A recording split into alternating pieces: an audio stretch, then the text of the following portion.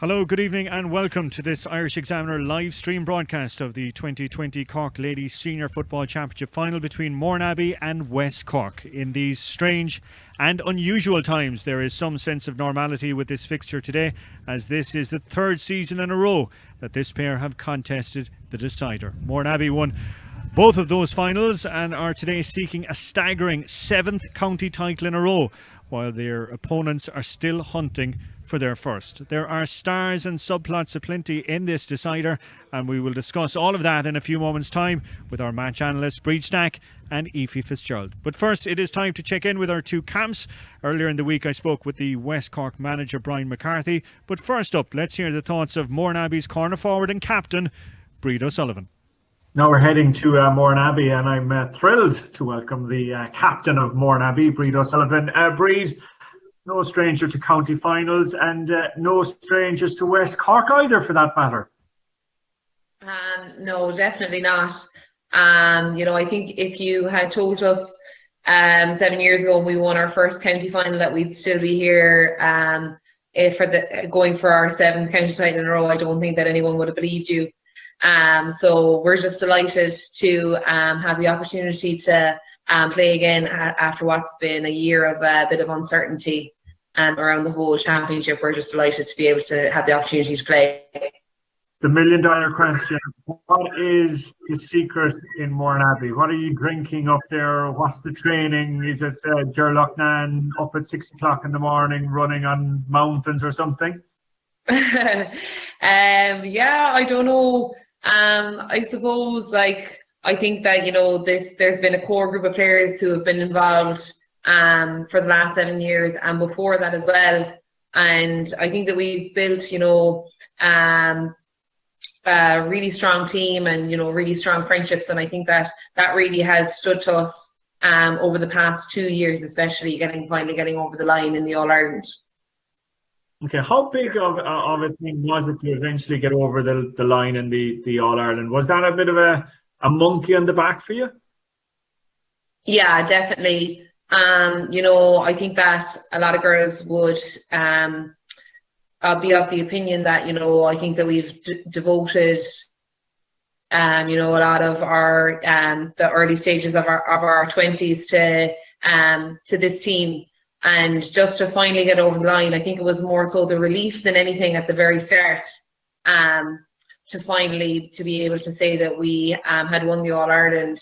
I think it was just a massive relief. And I think that we've kind of, realised our potential since then. And we've been able to continue it in 2019 as well. Okay, now it's, as you said, a very different year this year for you, but a very familiar opponent in West Cork.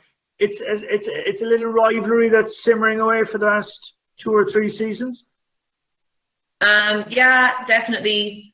I think the first time that we came up against them there 2 years ago, they definitely put it up to us that we drew with them the first day out in CIT, and we had to go to a replay.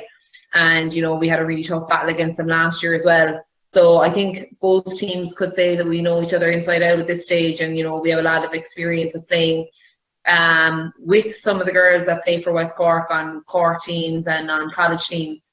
I think we definitely know what they're about and they know what we're about. And, we drew with them there not so long ago, earlier on in the summer. So I think it all makes for an exciting game on Saturday. Okay, that was an incredible game. From anyone that was at that match, they were putting it down as one of the games of the year. Again, is it easier or more difficult to be in your situation, the fact that you are now going for 7 in a row against a team that you've beaten twice in finals and are just so hungry to break through that glass ceiling? Yeah, I think there's, a few positives and negatives to it. I think, winning is definitely a habit, and I think that that's something that we have worked hard on over the last number of years. So I think the experience of knowing what county final day is about and, preparing yourself for it is definitely something that you can get used to. I think that you could probably question that, are they more hungry than us? But I think that for a lot of players who have been on the road at Mourneabbey for a few years, they wouldn't still be playing unless they wanted to win. and unless they wanted to put in a performance for Mourneabbey. So I don't think that we will be questioning our hunger for wanting to win 7 in a row, and hopefully our experience will stand us on Saturday. Okay, in terms, Breed, of this strange couple of months that we've had, hard to believe a couple of months ago we didn't even think we would have a championship. What's been the biggest difficulty that you found in terms of playing, training, preparing? I suppose that at the start we were just so happy to get back to training. I think that when you're used to training as a team and you're used to having your group trainings 3 times a week, I think it can get kind of hard to motivate yourself to train by yourself. And I think that lockdown taught everyone that, and I have a massive respect for anyone who trains by themselves, having had to do it for a little bit during lockdown. So I think that having that experience of training by ourselves just made everyone so happy to be finally back on the pitch and be training with other people.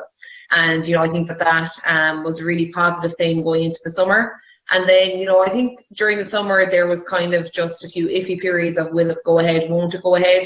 But I think that you kind of just need to be able to put that to the back of your mind and take it one day at a time and one training session at a time, and say that you're going to give your all for this training session and then look forward to the next one if it happens.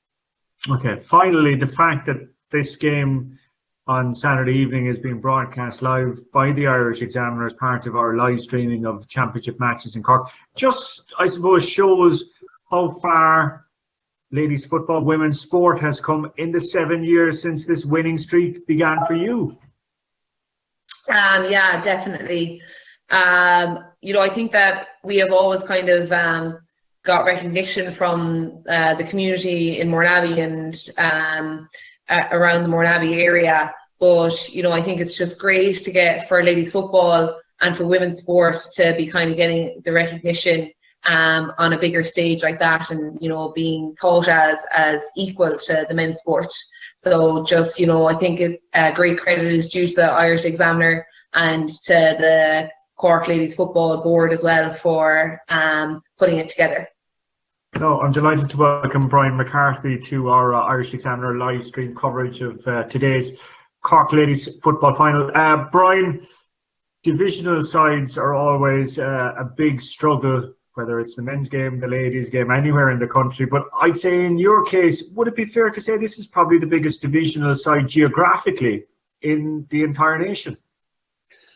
Yes, Colm, thanks very much for having me. First of all, delighted the Irish Examiner streaming the game.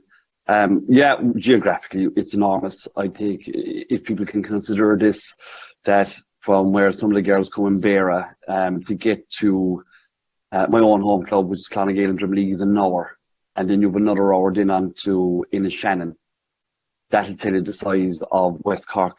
As I said, geographically huge, but it is what it is, and we just have to get on with it. And in fairness to the girls, they've committed for the last 5 years, and we continue to do so because they enjoy it, I take it, and long may it continue. No, but listen, back to what I was saying at the start, divisional sides, by their nature, you're pulling from so many various clubs and there's rivalries and everything like that. So how do you manage to do that over such a huge area of ground in terms of training? Do you have a central training base? Do you rotate it around, etc.? We depend on clubs, really and truly, Colm. I suppose the clubs in West Cork have been very, very good to us.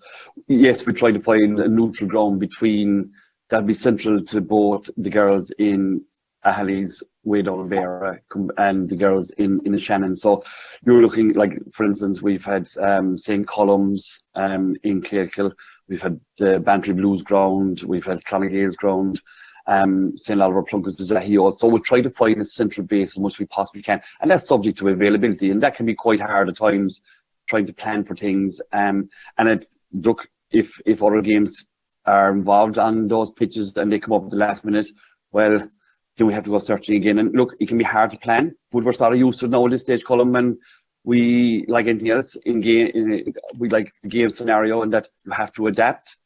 In the games, we have to adapt in these times as well with divisional teams, and look, we're used to it at this stage. Okay, well, you're used to being in the final as well, and you're used to playing Mourneabbey. I think, is it unfortunate in a way that you've come up against one of the great club sides, not just of a generation, but perhaps of all times? I would look at it slightly different. I wouldn't say it's unfortunate. I think it's a huge challenge. I suppose when you do get involved in sport, when you do want to set this up and play against teams, you want to play the best. And look, they have been the best for the last 6 years. There's no question about that, undeniably. Huge respect and admiration for what they've done, what they've achieved. But then again, we have to look internally and say, right, okay, where are we at? How do we improve? Yes, every year we have girls come and go, and we're always looking to improve. But they're there. It's going to be 15v15 the next day. And we're looking forward to it. We really are looking forward to it. I presume you took a lot of heart from the game earlier in the year. A thrilling match between the two of you. People that were at it were saying it was probably one of the best matches, full stop, this year. It was a good game, yeah. I suppose from the coaching, our manager's point of view, and like Shane would be of the same mindset. In that, look, we took a lot of positives from it. Yes, there was one or two negatives that we needed to work on, and we've been lucky enough that we have been able to work on those the last 2 games. It's the first group stage. I think both teams were feeling their way through it to see where they were at that stage of the year, considering where we are in the current climate. And I think both teams are reasonably happy. We knew that we have to make a huge improvement on the next day, and but I would feel that the opposition will know as well that they have to improve to overcome us as well the next day. So look, I think anytime between ourselves and the opposition, I think it's always been a cracking game. Last year, yes, look, they got off to a fantastic start, and we're mindful of that, and we'll be looking to counteract that again this year as much as we possibly can. But I think for us, it's about trying to implement our game plan the next day as much as we possibly can against an extremely, extremely good club team. And look, as I say, anybody looking in, I think they could be in for a treat. Okay. No, I was just reading a piece from the chairman of the St. Brendan's division. They were playing East Kerry, of course, in the Kerry semi-final on Friday night. And he was just making the point, though, that for a divisional side, as standards begin to rise, the problem is you're probably going to lose one or two clubs along the way. It's something I'm sure you're only too well aware of. Very much so. Very much so. I suppose, I think it was year 2 we lost Kinsale. That's part and parcel of it.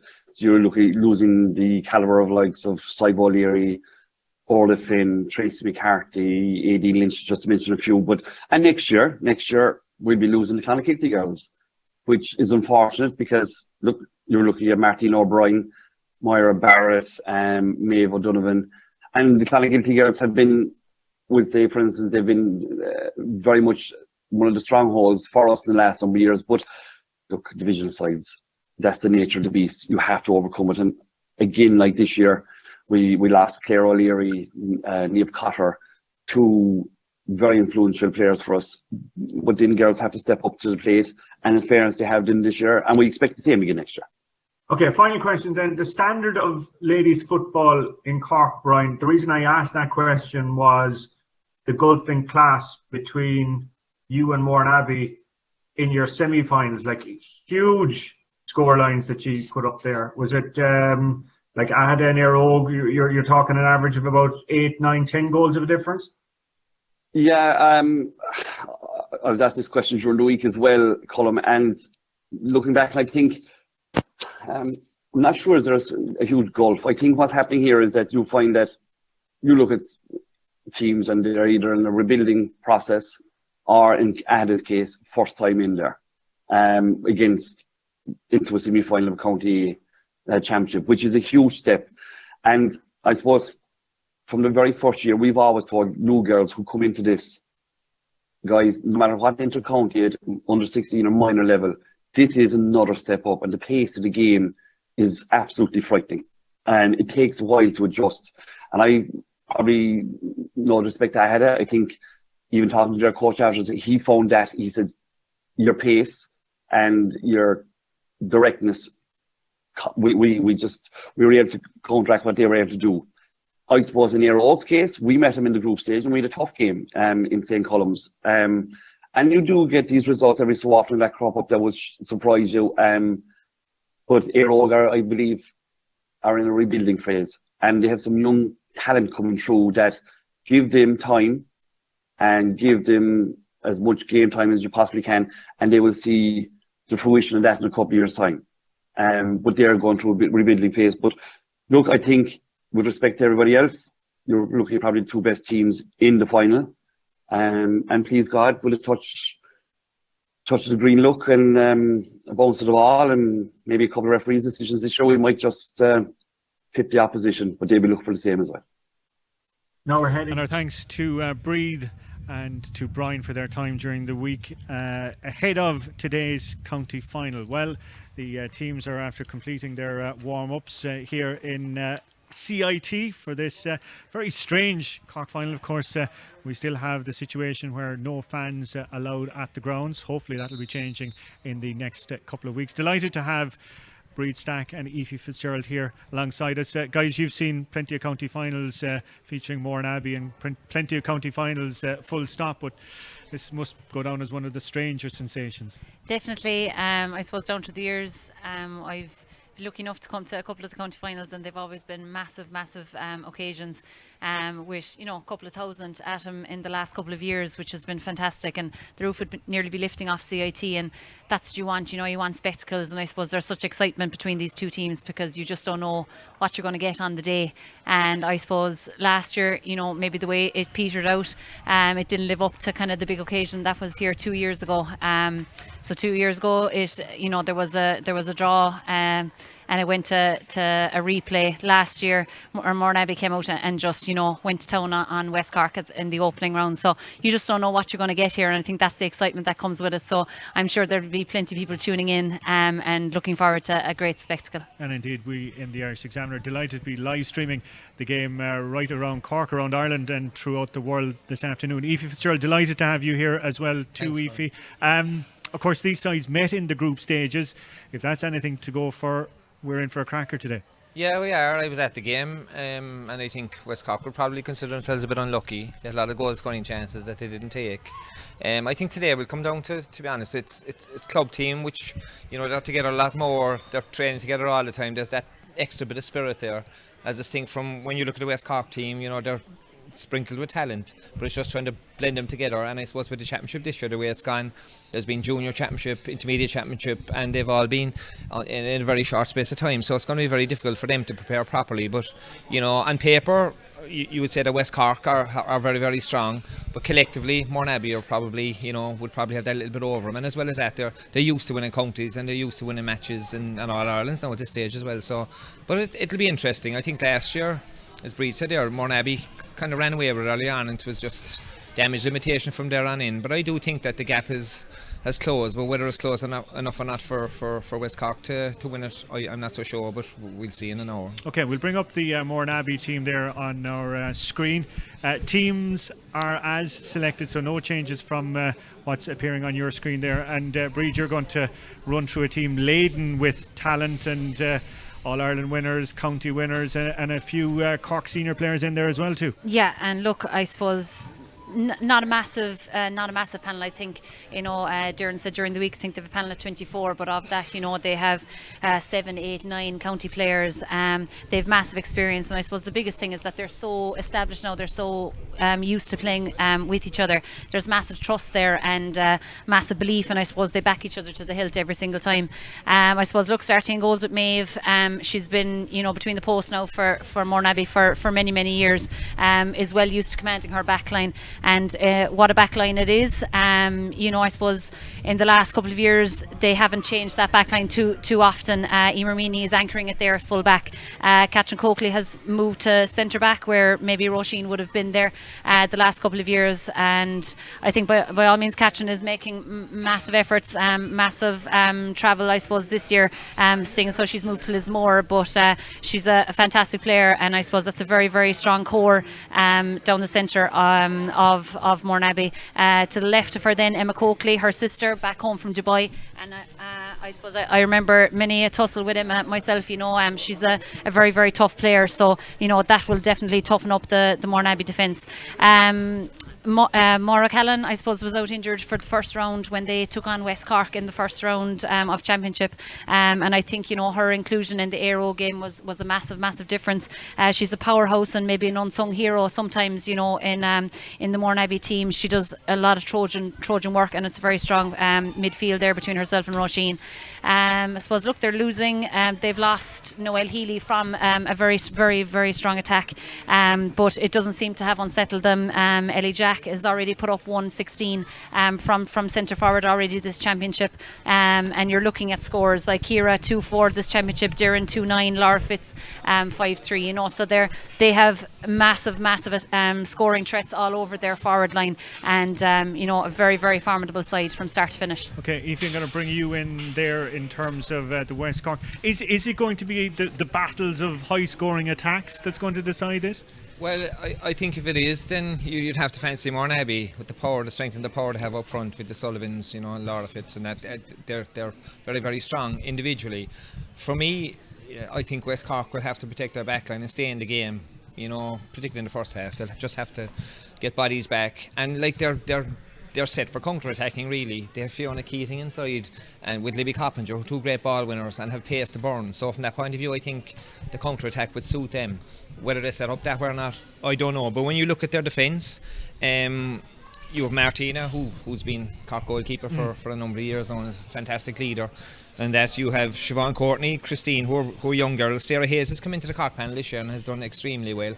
Trained very, very hard. Is very fit now, and has turned into a fine full back. Claire O'Shea likewise, Emma Spillane, Melissa Duggan. I mean, when you look at that back line, out of the 7, there's 6 of them involved with us, so that'll tell you the strength that's back there. But as I said, the big concern I would have is that they don't play together that often, so that's going to be a factor certainly. For me this year in the championship, from the games I've seen, Eve Murphy has been a standout player. Now she missed the last game against Aero, but she's been absolutely fantastic, and the link between backline and forward line, she's strong, physical, aggressive. She's actually joined us in the Cork scene at this stage now, but she's I think she is has great potential, but she's also very important to Cork, as I say, or to West Cork, in terms of linking defence and forward line. And again then up front you have Anya Terry, as I said, Libby, Fiona, Dara Kiley. The list, if you look at the two teams on paper, you'd say West Cork, yeah, they're very, very strong, but can they gel? And I mean, that's going to be the big thing for me today. And as I say, Mourneabbey know how to win counties, because they've been doing it so regularly. West Cork, as long as the occasion doesn't get to them. Now this is their fourth final, it's the third or fourth final in a row, so you would imagine that should be gone. And I would say possibly maybe not having the crowd might help as well. The atmosphere is a little bit dead. Mourneabbey have a lot of following, and they'd be very vocal, so that could possibly help the divisional side as well. That's an interesting point, Breed, just in terms of the lack of crowd. Psychologically it's going to have some impact, or as Aoife said, it might actually have a positive for one of the teams. Yeah, definitely, and like Aoife said, Mourneabbey, they have a huge following. They travel the length and breadth of the country with them for the last couple of years, and very, very vocal. They really get behind their team, and I suppose, look, yeah, like I said, for many years there has been a massive crowd at this. So does it feel like a county final? No, at the moment. So it definitely comes down to, I suppose, who's more tuned in from the absolute start. And as well, I suppose the water break is a completely different thing this year. It can completely break someone's momentum. So a game could flip on its head in the space of 15 minutes. Okay, in terms, Aoife, of these two teams putting up massive score lines in the semi-finals, is there a massive gulf between the two teams that we're seeing here and the rest of the chasing pack? Yeah, I think there is. I mean, I thought Kinsale were coming, they were very young, but again, I had to beat them. There are teams on the way, and I think you'll find with ladies football over the years, Dunmore had a massive stint there where they were winning counties every year. It kind of comes in waves, and Mourneabbey now have been there for the last 7 or 8 years, probably coming to the end of their cycle as well now. So it's just, I think Glanmire will be strong going forward. You have, as I said, Kinsale. There are teams coming, and I think the thing is getting stronger, but I would say from looking at the results from this year and looking at the two teams, yeah, certainly they're a good bit ahead of everybody else. Okay, well, the teams falling into formation and position there. going to put heads in the chopping blocks. Breed, start with you. Well, I suppose, look, you can't back against a club team, and especially a club team like Mourneabbey. They don't panic. They know how to see out games. They know how to hold on to wins. So I suppose, look, I'd have to back Mourneabbey for this as well. You throw in that this is a year like no other. They've had all their county players for a longer, more concentrated period of time. You couldn't back against them. Okay, Aoife, I presume you're going along a similar line? Yeah, I think, well, the only way I can see West Cork winning really is if they stay in the game, as I said early on, and maybe, if they're in it with 10-15 minutes to go with the players they have, I'll give an opportunity maybe, but yeah, I'd say Mourneabbey for me as well. Thanks to Aoife and Breed. We'll be delighted to have their company right throughout the afternoon. It's West Cork who are playing from right to left, so Mourneabbey in possession there on that far side of the field there, and it's Ciara O'Sullivan who's off and running there, and that's the 45-yard line that she's crossing, trying to shake off Emma Spillane. Has managed to do that, has a runner inside, and is there a goal chance coming up here in the opening few moments here for Mourneabbey, being held off, a shot, and it's trickled into the back of the net. A blitzkrieg attack from Mourneabbey, and it's resulted in a goal after less than 30 seconds. Yeah, and look, this is not the start that West Cork need. I suppose, look, last year they suffered an early kind of onslaught of goals. Mourneabbey are notorious for goals, and you have to try to stop them at every chance you get, and perfect start for Mourneabbey, not the start that West Cork want. Laura Fitzgerald looked to be the one who applied the finish there, but we talked about that stunning start that Mourneabbey had last year. Well, they've had exactly the same, and there's another chance coming in, but this time the ball overplayed, and goalkeeper Martina O'Brien, who really had no chance with Fitzgerald's shot there in the opening few moments, and it's given Mourneabbey the dream start. A goal up after less than a minute played here. Let's see what the response is going to be like. And Mourneabbey are definitely testing the water early on, lobbing in the first 2 or 3 balls there just to test the water in the back line, and I suppose really put West Cork under pressure a small bit. An attack breaking down here in front of us, and ever so slowly out come Mourneabbey again. Ciara O'Sullivan again back helping out in defence and starting on the attack again, and has shown so well in the opening moments. Niamh O'Sullivan is offloading it in to Breed O'Sullivan, and Breed O'Sullivan, the captain and corner forward, throwing it over. But again, as we suggested earlier, they look wide open at the back. I think West Cork have to steady it down, even get a bit of possession for a minute or so. They're 4 points down now with 2 minutes. That's quite a big breeze here, actually, bigger than I thought. But if they don't get the grips of this in the next 10 minutes, they're going to concede more goals. Ciara's causing a lot of trouble already on the far side. Yeah, I was just about to say Ciara O'Sullivan in the opening few minutes has had 2 or 3 key possessions and has been a huge playmaker. Rachel Murphy from Bantry Blues is on your screen there. That's her there, taking it out, forced to go across to Lisa Hart O'Donovan, but her shot trailing out and wide. Yeah, I suppose just West Cork forcing a lot of errors at the start, a lot of hand passes going astray, and I suppose being forced wide there with the kick, and they definitely need to try to steady into this game. Mourneabbey definitely starting the better. Yes, indeed. Great kick out by the goalkeeper, picking out Niamh O'Sullivan. It fell back, I think, to Aoife Walsh, who was fouled as she was going down to collect the ball. And Mourneabbey coming yet again. There's just wave after wave of them. Good play there, Aisling O'Sullivan helping out, and it's in with Ellie Jack. Great turn of pace by Ellie there, shakes off the tackle, punching it first time in towards the full forward line. But again, they're going girl on girl here. Again, there's Ellie Jack, and on this occasion it's gone over the bar, but there was a goal on there for a second. Yeah, they're going girl on girl, which I think is madness, to be honest, and as well as that, playing against the gale force wind, they need more protection back there. You have Doireann inside, you have Laura Fitzgerald inside, and Ciara breaking through the middle. It's very, very difficult to stop that individually. Interesting to see the goalkeeper Martina O'Brien opting to go short there, and they're walking it out now here from the fence here in front of us with the corner back there, and that's Christine O'Sullivan from Beara. She's gone into Eve Murphy from Bantry Blues, opting to go right across the pitch here. A good run out to collect that there. Looked to be Fiona Keating, of course, the Rovers' dual star. Nice turn of pace by Fiona, being held up and forced to go back to Lisa Hart O'Donovan. That miss a few moments ago. Emer Kiley, one of the 2 Kileys from Valley Rovers. Anya O'Sullivan, still Anya O'Sullivan, bursting through. It's still on Terry. Anya O'Sullivan, the shot, great save by the goalkeeper. Goalkeeper Maeve O'Sullivan coming out, and I'll tell you, that was a let-off from a Mourneabbey perspective. Definitely, and I suppose look, Anya is so powerful and strong on the ball, and she really showed a little bit of a chink in the armour there, broke through, and I suppose maybe just unlucky not to keep it low. Maeve did well though, in fairness, to keep the shot out. Did the defence back off a small bit there? Did it, but Anya's very strong again, individually very strong, one-on-one. A little bit more composure, and she scored was a great save, to be fair. Yeah, goalkeeper Maeve O'Sullivan. But that's encouraging signs for, at the same time, for West Cork, that they were able to break through. I said Maeve, of course, sister Roisin, Ciara and Darren, part and parcel of this Mourneabbey setup. Emer Kiley of Valley Rovers, of course, junior championship success, junior A championship success with victory over Douglas last week for Emer and Dara, who's in a corner forward. Of course, as Aoife was making the point earlier, a lot of these girls as well have been working so hard with their club teams over the last couple of weeks across the various grades.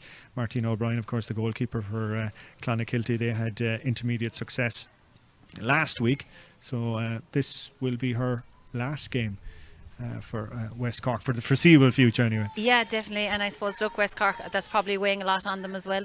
I suppose this is their chance really. They really need to get over the line a small little bit with Mourneabbey, losing the Clonakilty girls next year when they go up senior. Short kick and well targeted in towards the corner forward to Dara Kiley, sister to sister. It's back out with Rachel Murphy. Murphy off the left, spots a player inside, and the shot trailing wide. Lisa Hart O'Donovan, that's her second wide of the afternoon, the girl from O'Donovan Rossa. Let's see now where Maeve O'Sullivan is going to deliver this kick.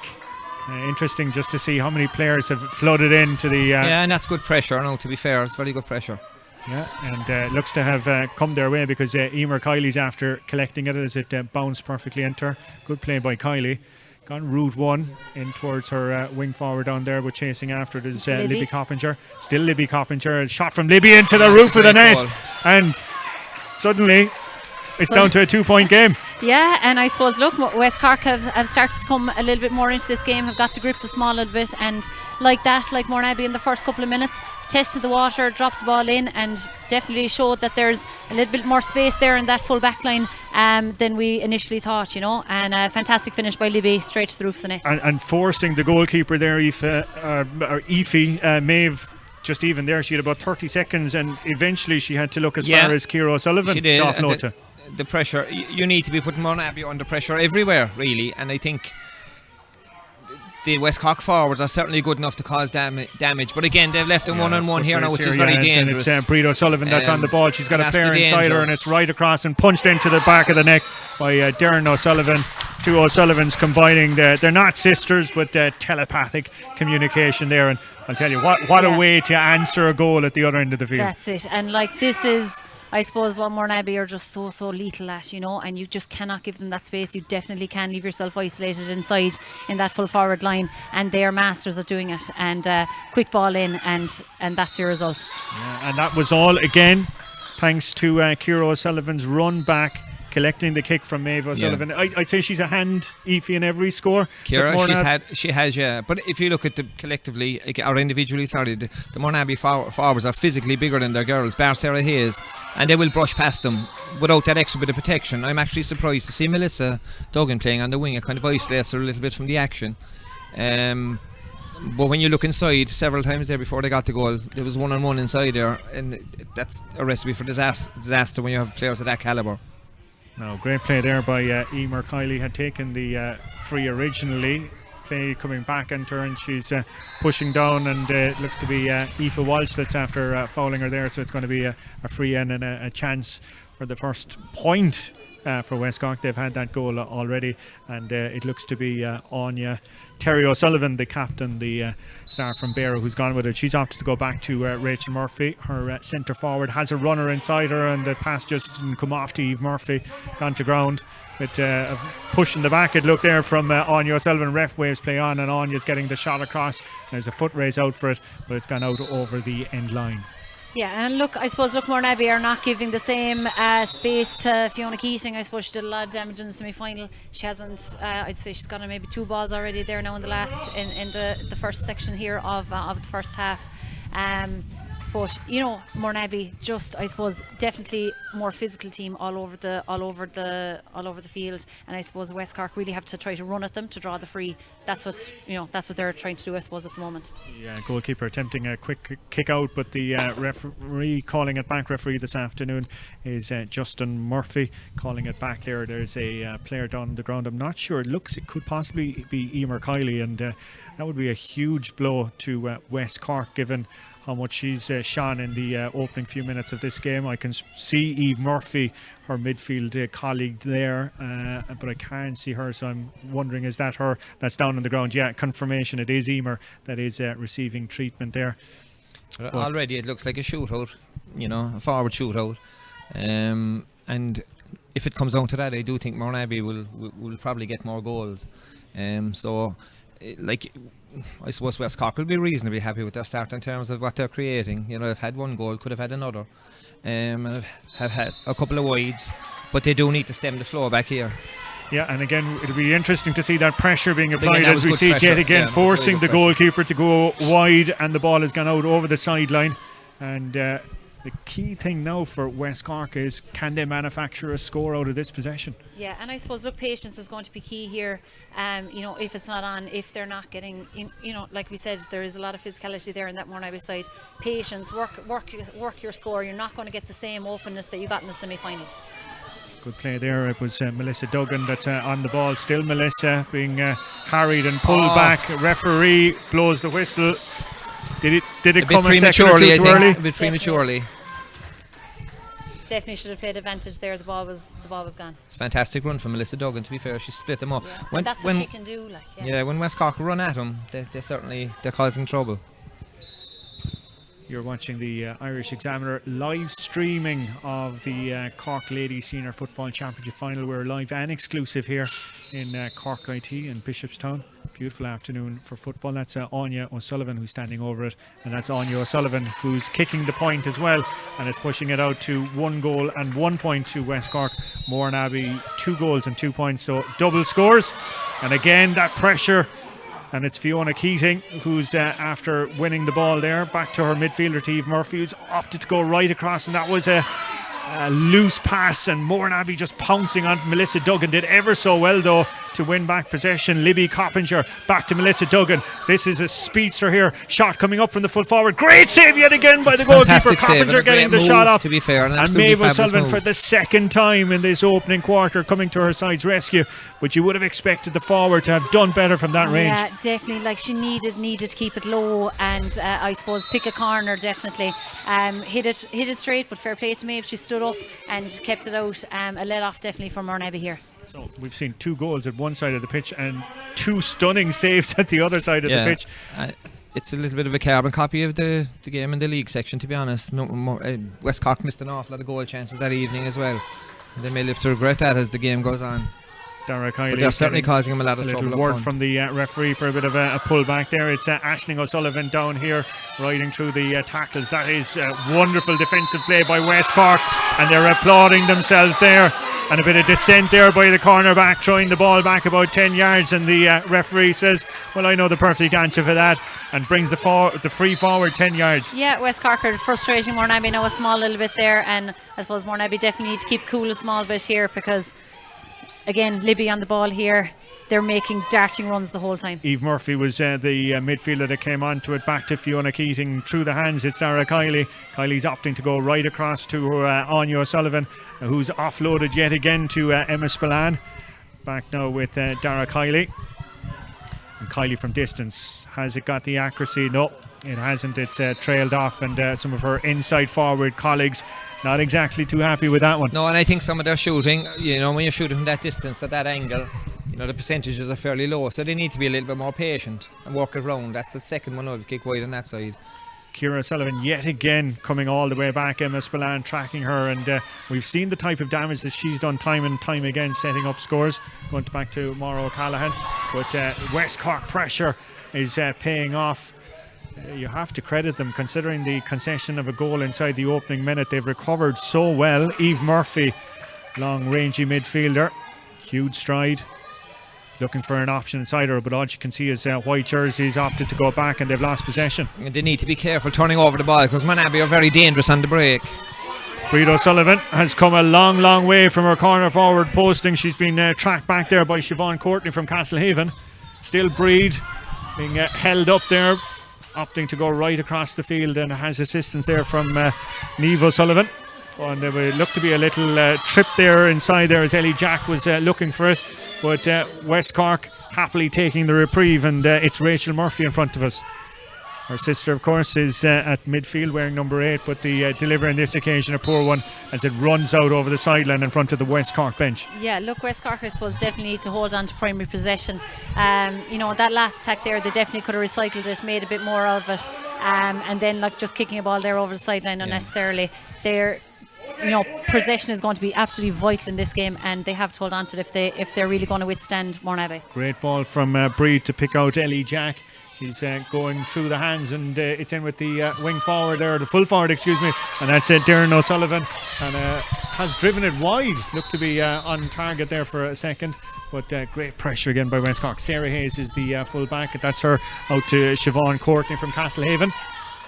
She's just coming up on midfield. Nice to see your cornerback displaying some skills like that. Melissa Duggan has really caught the eye this she's afternoon. storming into the game. She's got now. some motor on her. Great little ball jinked into the corner in towards Dara Kiley from Valley Rovers. Melissa continuing the run, looking for the return. Dara, though, is going on her own and opting to go right across the field out as far as Lisa Hart O'Donovan onto her left, and the shot from Lisa Hart has gone over the bar. I think third time lucky for the girl from O'Donovan Rossa. Yeah, when West Cork move the ball quickly, they're very, very, they're causing an awful lot of trouble. But they're in possession at times. They're panicking. They need to settle it down a bit. But again, I think that's to do with, Mourneabbey more experience. They're way more efficient with their use of possession. And I think Melissa's definitely meriting her position there on the wing. She's creating many chances, and Niamh O'Sullivan is probably under a little bit of pressure. Tracking back.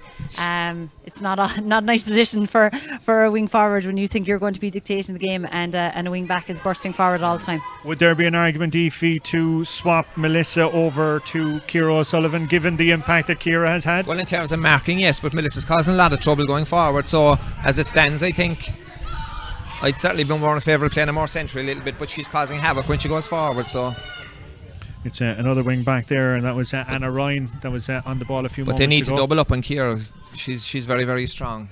And it's the aforementioned Ciara O'Sullivan who's there about 21 yards line out, but running into a purple and yellow wall. That's tenacious defending there. She opts to go back to Breed O'Sullivan, and Breed from distance. Has she judged it? No, she hasn't. Looked to have had judged the wind, and as Aoife pointed out, it's quite strong. I don't know if the camera's picking up the white flag there behind the goalkeeper Martina O'Brien. I'll just show you the strength of the wind here into that goal. Yeah, and that's 2 wides now in a row, I suppose, for Mourneabbey. They won't be happy with that, but credit to West Cork, I suppose, the pressure that they're putting on them definitely, in the last second there for the shots. Great defence there, so calm under pressure, passing their way out of trouble, and a great first time ball out as far as the centre forward Rachel Murphy going back to her cornerback, but she's going to take the return here. And let's see how things are opening up in front of her. She's got Emer Kiley to her left if she opts to go for her. Kiley's in a good possession. She still goes, look to foul the ball for a second there. Referee says play on. Here's Emer Kiley now, trying to be held up, but still it's Kiley. Emer Kiley from Valley Rovers getting the shot and into the bottom corner out of nothing. Emer Kiley 30 yards and slotted it into the bottom corner past Maeve O'Sullivan, who's eventually been beaten. In fairness to West Cork, they've responded very well to the concession of the early goal. That could have knocked their confidence, but it hasn't really. It spurred them on, and I think they've been the dominant team, to be quite honest about it. They've had most of the possession, had most of the chances, and they're in a very, very strong position now. It's just if they can keep that level of intensity going, and when they're running, as I say, when they're running at the Mourneabbey defence, they certainly seem to have the legs on them, and it's causing Mourneabbey untold amount of trouble. Beforehand about the water break and timings and everything like that. What a time to put the ball into the back of the net. What a time, and I suppose Mourneabbey couldn't have come at a better time for them as well to try to regroup a small little bit. A fantastic run there as well by Rachel Murphy, has to be credited. She came out from the centre forward role, picked up a brilliant ball here just inside the 65. And the ball was, I suppose, because she did that, she drew Catherine Coakley out of a pivotal role, and the ball was worked very well down the wing here, and like Dara Kiley taking on 3 players, not a bother to her, and slotting it low and hard. And I think low and hard there is probably the only way to beat Maeve, really. She's an excellent shot stopper if you hit it at mid-height. Psychologically, to have conceded a goal within 60 seconds and to come back, as you said, Aoife, I know the game is level 2-2 apiece, but it must feel like a win so far for Brian McCarthy down there. Well, I think they look to be very, very hungry, and they actually look like they're playing like a club side, and that's very, very important. They're tackling back, they're playing for one another, they're running off the ball for one another. But Mourneabbey have that experience, and they won't panic. It's a level game, so I do think this is a situation that West Cork would want to have themselves in terms of being in the game, as I say, after 20 minutes or whatever. So it's all to play for now, but it is actually a very open game, to be fair, more so than I thought it would be. It is, yeah. And like, I suppose, look, when you look at it, we haven't seen Mourneabbey at full tilt yet. We haven't seen Breed Sullivan, we haven't seen Laura Fitz on the ball, a massive amount. And when they get on the ball, they're capable of doing so much damage. So, but I think huge credit has to be given to the West Cork attack, who are stopping the ball at source. Yeah, and that's it. And you're cutting, I suppose, the percentages when the ball comes out. The ball that's going into the Mourneabbey forwards then is, a harder ball to win. But look, we're seeing overlap upon overlap here. Like we said, that water break could have proved dividends for Mourneabbey. Indeed, perfect timing for one of the teams anyway, but as we've seen in these games across the codes, that water break now is such an important part of matches. Huge shot from distance. Again, that's there, good pressure on you, Terry. Walk back. Off wide. Is that three wides in a row? That's 3 wides in a row, yeah. But they've been put under a fair bit of pressure, to be fair. And as we can see in the background, the wind seems to be kind of picking up and blowing quite hard there. Good ball out by the goalkeeper, and good play by the cornerback Siobhan Courtney to hold her nerve there, despite the onrushing intentions of half the Mourneabbey attack. It seemed there. Coming out with it is Claire O'Shea, the centre back from Beara, offloading there to Eve Murphy. Loses possession and went in there with the boot, and a few harsh words from her opposite number as well, and I'm sure some harsh words as well too from the referee on that one. Yeah, just that bit of an experience, I think, as well there, just from Eve. She's a young player. I think she was only out of minor there in the last year or two. You can't go soloing into Mourneabbey defence, definitely. Head off there for Mourneabbey. Tenacious play by the two sides in these opening 15 minutes or so here at CIT. That's great play by Libby Coppinger, the full forward, dispossessing. There's no one inside. There's no one inside, exactly. It was just 3 Mourneabbey players, but I think that just shows how far West Cork are coming out to try and stop the ball here on the midfield section. But Mourneabbey coming here with Aisling O'Sullivan. Good ball in towards Ellie Jack from her. Ellie being onto her left, and that's a shot, and that is a point for Mourneabbey, and how badly wanted that was. Yeah, and like while West Cork are working extremely hard out around the middle, you don't want all that work to be for absolutely nothing. You have to keep 1-2 key forwards inside. You have to have an option inside. Siobhan Courtney going out as far as Emma Spillane takes a very heavy tackle there across the shoulder blades from, it looked to be Darren O'Sullivan, and referee coming over to Darren and explaining that that is a free, and that's a name into the book as well too. I think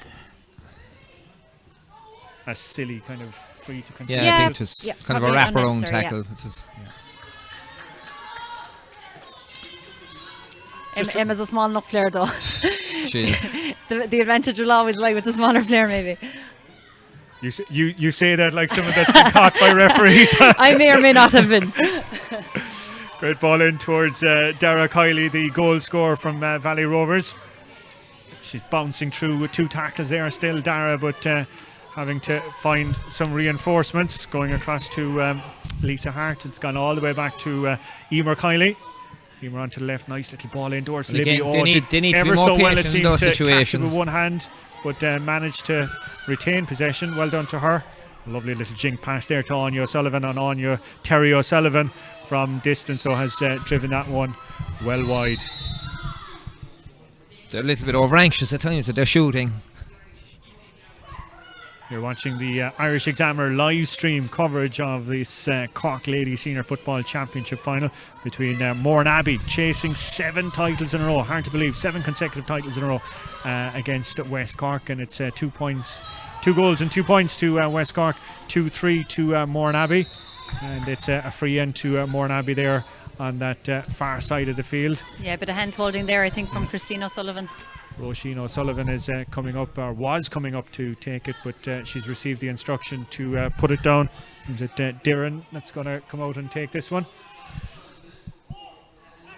That's probably one of the first times we've actually seen the West Cork defence concede a free. Concede a free, yeah, exactly. I suppose Mourneabbey are playing a lot freer, a lot more open style of play, not getting caught in the tackle too often. Great it's kick. A good score. Great kick indeed by Darren O'Sullivan, and popping that one over the. Yeah, and I think Mourneabbey needed that as well. You know, suppose they just need to get the shooting boots back on track now again. Good kick out yet again by the goalkeeper, out as far as Siobhan Courtney. She seems to be the go-to woman for Martina O'Brien from those kick-outs. Great running there by Dara Kiley. She's got Melissa Duggan tearing off in front of her, but Dara is happy to go off herself, but she's going more across the field than heading goalwards. First time ball though is going in right on top of the full forward Libby Coppinger. Great turn by Coppinger to keep that ball in. Lovely solo, dinking one way, dinking another, getting the shot off and hitting it over the crossbar. She's a live wire, isn't she? She is, yeah. If they can get the ball in early enough to Libby, she's causing fierce trouble inside there. And she looks very sharp. The two Kileys are being extremely industrious as well. Their work rate is phenomenal. The work rate is brilliant. Yeah, they're really, really giving an option every single time.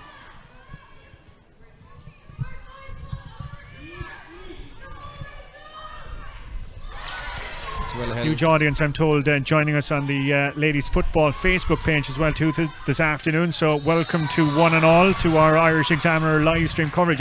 You're watching a gripper here in CIT. Our thanks to Jackie Cahill, who's the media maestro with ladies football, for setting that up, and of course you're watching as well too on the Irish Examiner website as well. Welcome one and all. Thank you so much for your company, and it's a wonderful spectacle of ladies football here this afternoon. You're watching Anya Terry O'Sullivan, the captain of West Cork, kicking that one over and putting it back to a draw game. Yeah, West Cork very, very lucky there, to be honest, with the free. Oh, and another free being turned around here. Not sure what the indiscretion was there. I think West Cork's pressure has been absolutely fantastic. On their kickouts, on Mourneabbey's kickouts, and as well as that, all around the pitch, they're really putting the girls under a lot of pressure and turning over ball and that. And I must say the referee well on top of things there anyway. And yeah, he was very certain anyway. And look, if Terry puts this over now, 2 in a row straight away for West Cork. And there it is. And by my maths, that's the first time West Cork have led in the game. Yes, it is, yeah. Huge pressure again. And again, it's a mark of that pressure. Then it's Ciara O'Sullivan who's the one that's coming back to help her defence. It'll be interesting to see what the ploy is there going forward. Nice little touch by Ellie Jack to keep the ball in play, and Mourneabbey reaping rewards as they come down that left wing. Great interchange there. Screaming for it there is the on-running midfielder Maura O'Callaghan, and she's held up and pulled to the ground there by Claire O'Shea, and that is undoubtedly a free, and that undoubtedly is going to be territory for Darren O'Sullivan. Yeah, massive tracking back from West Cork, in fairness. I think Anya Terry Sullivan was back there, Dara Kiley, massive tracking back, in fairness to them. And look, I suppose they'll be happy to give away a free as opposed to, creating an overlap and maybe another goal chance. Yeah, and West Cork are using a sweeper now too, and Mourneabbey aren't creating any goal chances really, so that shot gone wide. Yeah. That wind must obviously be proving very, very difficult to kick into. It looks very strong. Yeah, so look, it must be a bit swirling, because in fairness to Mourneabbey, they don't miss too many. Looked to be a poor kick out there as Bríd O'Sullivan for a second was almost gifted the ball, but great play by the defender to get back she got on away it. with 2 hops. Screams from some of the fans that are here as 2 West Cork players are on the ground. And even though we have our social distancing and everything like that, there's a lack of it there for a few moments. There's a fairly vocal small crowd. It's Melissa Duggan. Look, West Cork, I suppose, we're definitely a bit lucky there to come out. I think she hopped it twice, did she? I'm not sure about that, but there was deadly pressure being put on, in fairness, by the Mourneabbey forwards. So very, very lucky, to be honest, for West Cork to be able to have a chance to bring that ball out. Yeah, you mentioned there, if a sweeper coming back, is that kind of to try and stop that Ciara O'Sullivan access? Actually, she's positioned herself on the D there, around the D. Well, it means that they don't create the overlap. Even if Ciara breaks, they have an extra body back there. So Mourneabbey haven't created a goal chance since the second goal. I must say, this is my first time seeing Melissa Duggan in the flesh, and she is some operator. She's a great player. She's up and down, up and down, up and down. Rachel Murphy has impressed as well, as has this lady, Dara Kiley. That's her on the ball there, scored the goal a few moments ago. Her sister Emer is at midfield.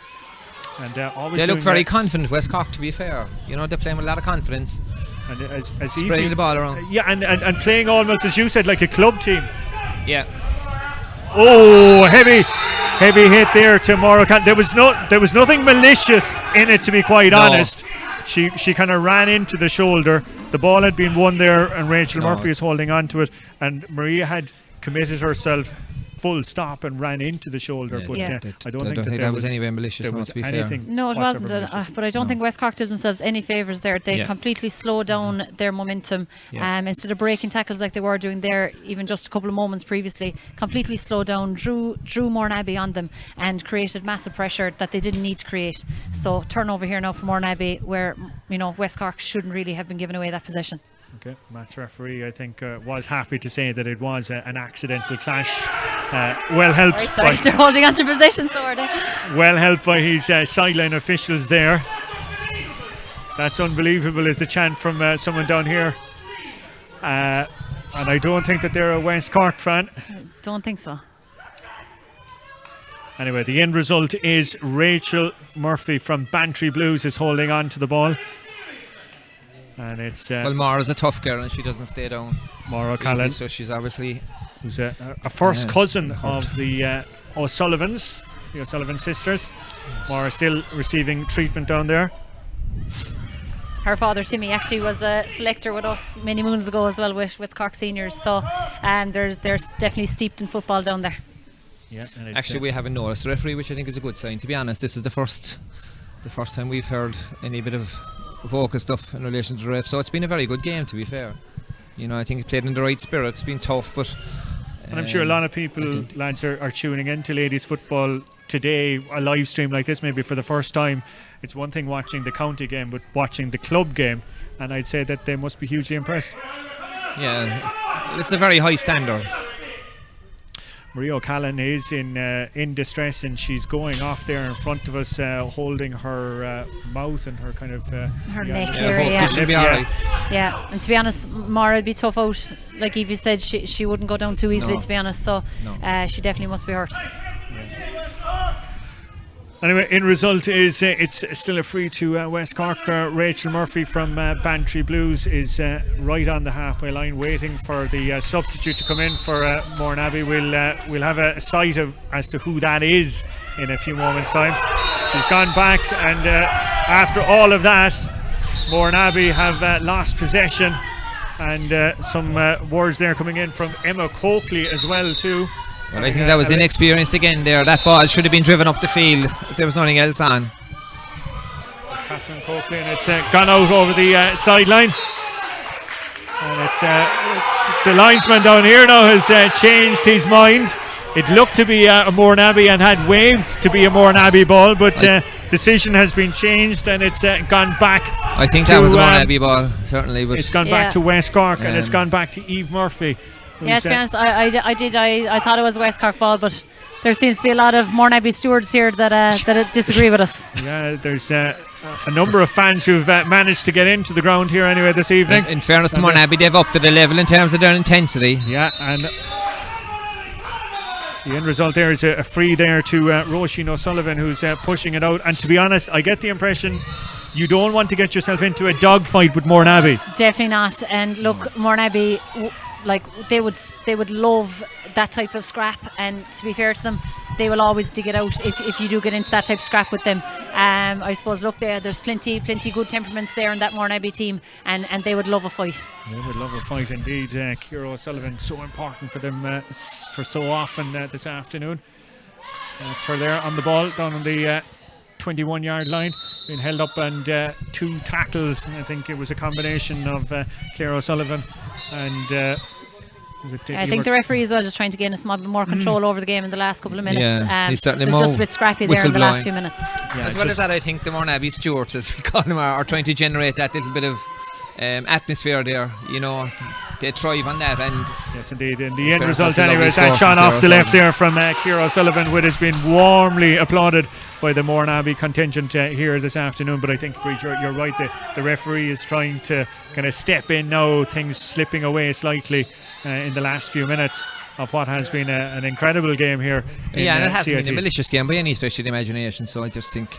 Yeah, and as we said from the very start, what started it all was a completely accidental collision. Mourneabbey are putting an awful lot more pressure on now than they were earlier on, to her and it's paying dividends in terms of their scoring. It's gone over the bar. That's 2 in a row there, and it's pushing Mourneabbey into the lead. Yeah, and look, even at the line, there's only 3 Mourneabbey forwards here. 3 Mourneabbey backs inside, you know, their own 65. Everyone else had pushed up the field.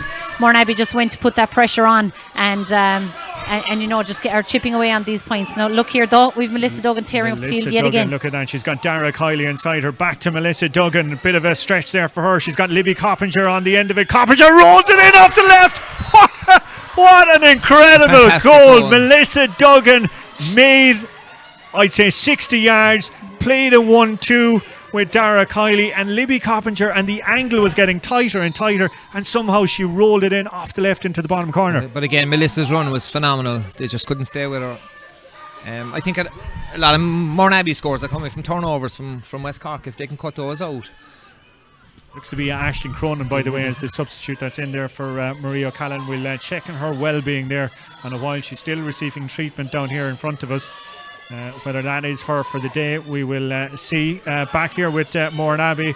Ball gone in there towards Ellie Jack. She's forced to go back there towards, looks to be Ciara O'Sullivan that's in it. The shot though coming off the left and falling back, and that's a fine score there for Mourneabbey, and badly needed. Yeah, badly needed. And look, that came from I can't really see now. I think it was Duran, or was it Ciara? Ciara, yeah. That held the ball, kept holding it up until that run came through, and that's the difference.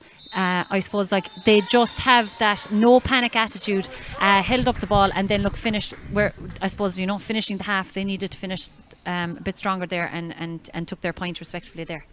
What an incredible first half of football we've had here in Cork IT. You're watching, and we're delighted to be bringing you the Irish Examiner live stream coverage of this Cork Ladies Senior Football Championship final. One of 4 games, would you believe, the Irish Examiner are broadcasting this weekend. A little later tonight, we're down to the Co-op Superstores Premier Senior Hurling Championship. What a game in store there. Quarter final between SARS and Erin's Own, and then the other 2 semi-finals tomorrow afternoon. I'm on duty for the clash of Blackrock and Douglas, and then Des is on duty tomorrow night for Napirsig and UCC. But back to this action, back to the ladies football. Well, I mentioned beforehand, was it going to be a shootout between respective attacks? I think you could say we've got that and more. We have, and I think West Cork have had far more chances than Mourneabbey have in terms of goal chances. Like the running through, Melissa's causing havoc when she runs through the middle, and Libby inside. I think they're key to the whole situation. Libby showing brilliantly for the ball, and when she gets it, she's taking them on. Actually, Dara Kiley as well inside. Her movement is fantastic. She's not just playing right corner forward, she's everywhere. So can you sustain it is the thing now. You know, there's one thing when you get to the level of, geez, we could win this thing, you know, oftentimes there's a little bit of anxiety sets in. So I mean, it's set up for West Cork. They're playing with a win now. They're 2 points up. Is it a point up? So everything is set up for them, but it's just driving on now and making sure that you're playing the game rather than the occasion, which I think is the most important thing for them. Yeah, and I suppose, look, they're going into the second half now as well with a win behind them, but you know, we saw in the first half that it wasn't a massive benefit to Mourneabbey, but you know, West Cork will take, I suppose, huge you know, dividends of that going into the second half, that they have the win behind them. They have probably finished the stronger in that second quarter.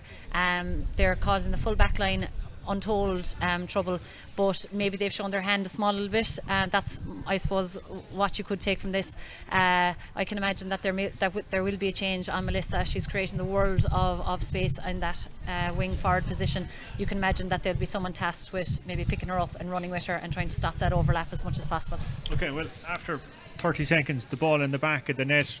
Were you thinking curtains again? Well, I was, and particularly the next 5 minutes, they had a couple of more chances, and you're thinking, geez, if they get another one or two, it'll be West Cork will be chasing the game again. But to be fair, they really, put pressure on, and they didn't panic, which I thought was they went back up the field. I think they were going the point down, got a few scores, and put an awful lot of pressure on the Mourneabbey kick out, which is vital. But I think the second half, the last quarter of this game, it could come down to hunger, and I sense a bit that West Cork seem to have an awful lot of hunger about them. Mourneabbey have won a lot, have a lot of legs in the clock. Do they want it as much? They probably do, in terms of I do want it, but it's very, very difficult to keep churning it out year after year after year after year. So there's an opportunity there now for West Cork. As I said, they're still in the game. They came back very, very well. They've been playing against the wind. But it's going to be doubly difficult now, I think, for them to psychologically get themselves over the line, because Mourneabbey will dig in. They have ferocious pride in themselves. They have great character in the team. So it's going to be an intriguing contest in the second half. Okay, as we pointed out, that full forward line though for Mourneabbey is so dangerous, but hasn't seen enough of the ball. No, definitely not. And I suppose, Laura Fitz scored 5-3 or something in their last game. Hasn't gotten a massive amount of ball in, being starved of it, I suppose, really, inside that full forward line. The ball, they're choosing to nearly run the ball as opposed to, launch it in, which they, attempted a couple at the start, but we haven't seen anything of the sort since. And I suppose, you have to look at West Cork as well. They're working their socks off, Their tracking back has been immense. Anya Terry, Dara Kiley, Emer Kiley, the amount of tracking back that they're doing is immense, but I do think they have to play to their strengths. There's a small bit of naivety in the West Cork team carrying balls into tackle. You cannot carry ball into tackle against Mourneabbey. They have to play to their strengths, their fast, open game. That's what creates their goal chances. And you definitely, like we said, don't want to get into a shootout, don't want to get in a dogfight with Mourneabbey, because they thrive on that. And definitely, if that does come down to it, you could see Mourneabbey chipping away and grinding them down. And of course, this little bit of a melee is probably the wrong word, but that little incident there with Marie going off, I'm sure that's the type of thing as well that'll be used. And I think it's very important. I don't know whether she'll be able to return or not, but she's going to be a massive loss. Mourneabbey don't have the biggest panel. They've lost a few girls from last year, and trying to replace a girl of the quality of Mara is going to be very, very difficult. And particularly now against the wind, she's very good carrier of the ball. She's very good at winning her own kick-outs and that. So she'll be a massive loss if she doesn't return. So it'll be an interesting second half. It's going to be experience now, determination against that exuberance of youth and not winning it before, and it'll be fascinating to see how things turn out. Brian McCarthy down there in his team speech, what's he saying now? I can imagine that he is saying that, look how good our full forward line are doing, that we need to supply them with ball. We need to, I suppose, stop carrying ball into tackle. That would be my big thing around the middle of the field. You cannot give away primary possession when you have it. But look, they're doing very, very well. If you look back at a short year, and they were not in that position last year, so they're doing very, very well. And it's about, I suppose, holding the head, not panicking, doing the right thing, making good choices, and I suppose with the win now, isolating that full forward line, and making sure that you're supplying good ball in. And let's go across the field then, Aoife, to Shane Ronane's speech over on the far side. I don't think Shane will be happy with their first half performance. I mean, outside Ciara, you would look at the big players and you'd say they've been relatively quiet. So I would think that he'll be geeing them up and saying they're champions. They've won it for the last 5 years. We can do it again.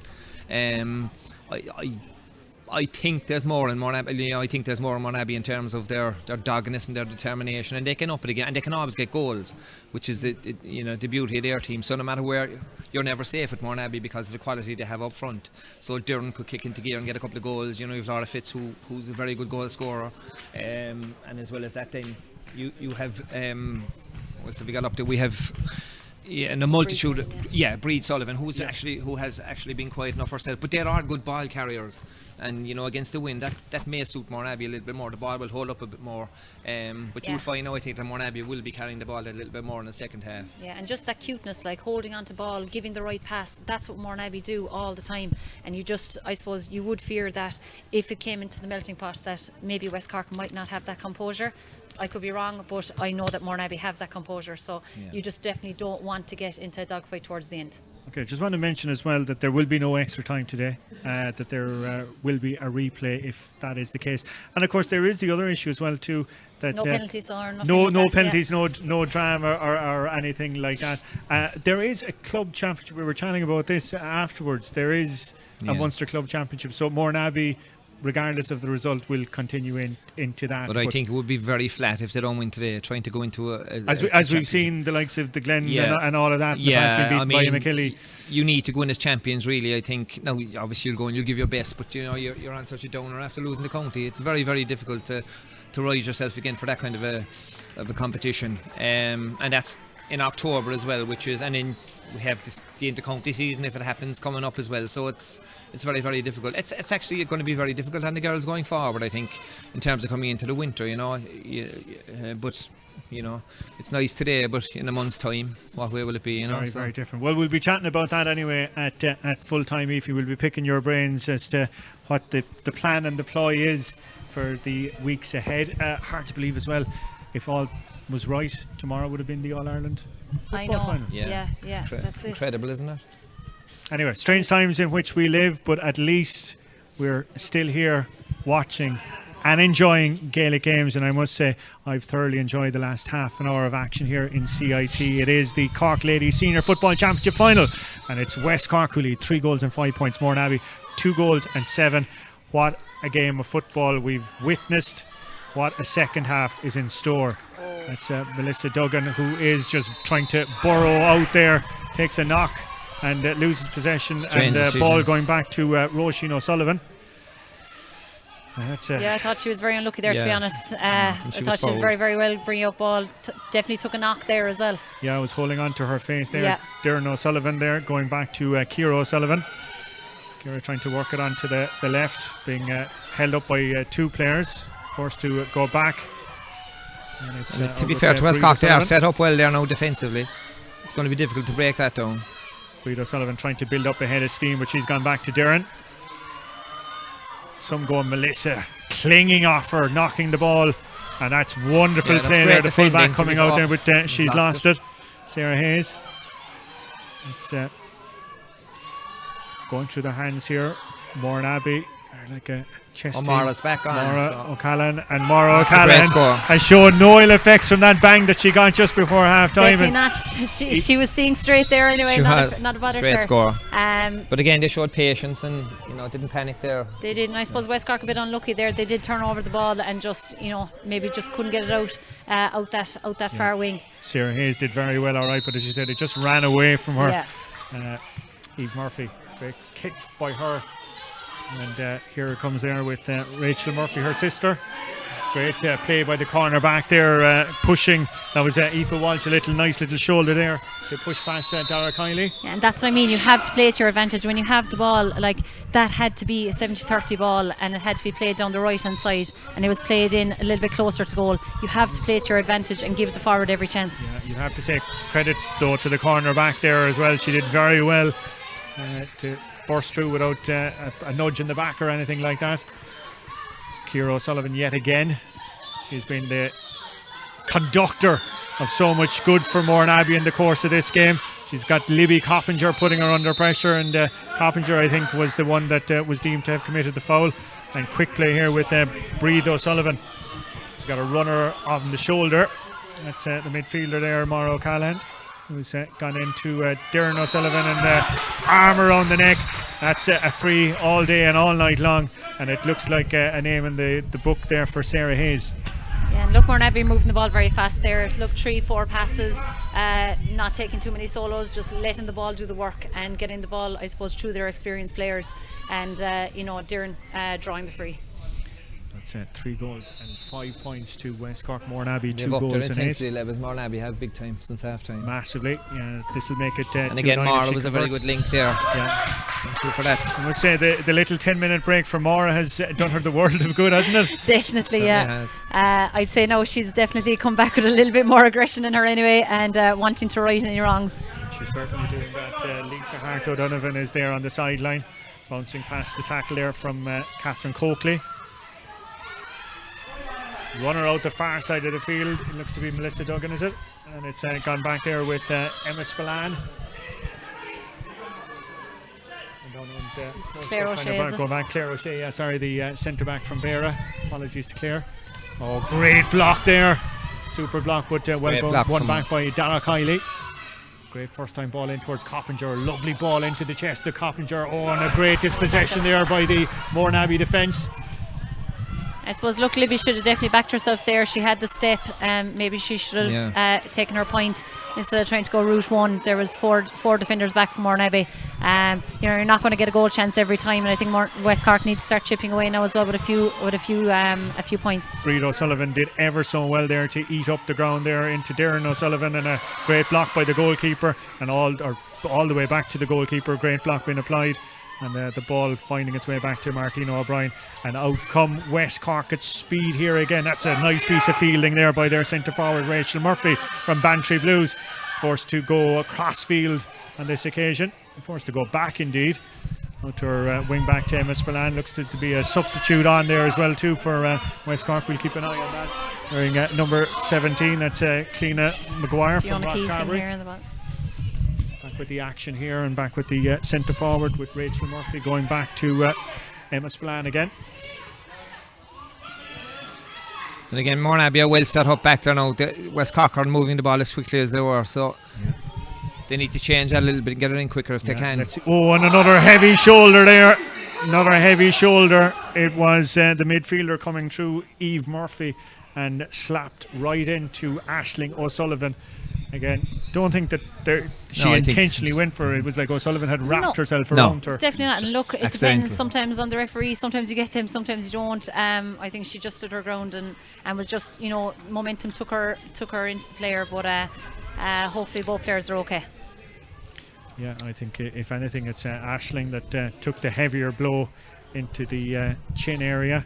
Interesting little aside there that Ellie Jack's mom Shirley is the Mourneabbey team doctor, so they're a close bunch up in Mourneabbey, as we've seen. I think West Cork need a score now. The longer this goes on with them getting a score, they'll be under more pressure, and Mourneabbey's confidence will build, and they'll find it more difficult. So I think the next 5 minutes they certainly need to put something on the board.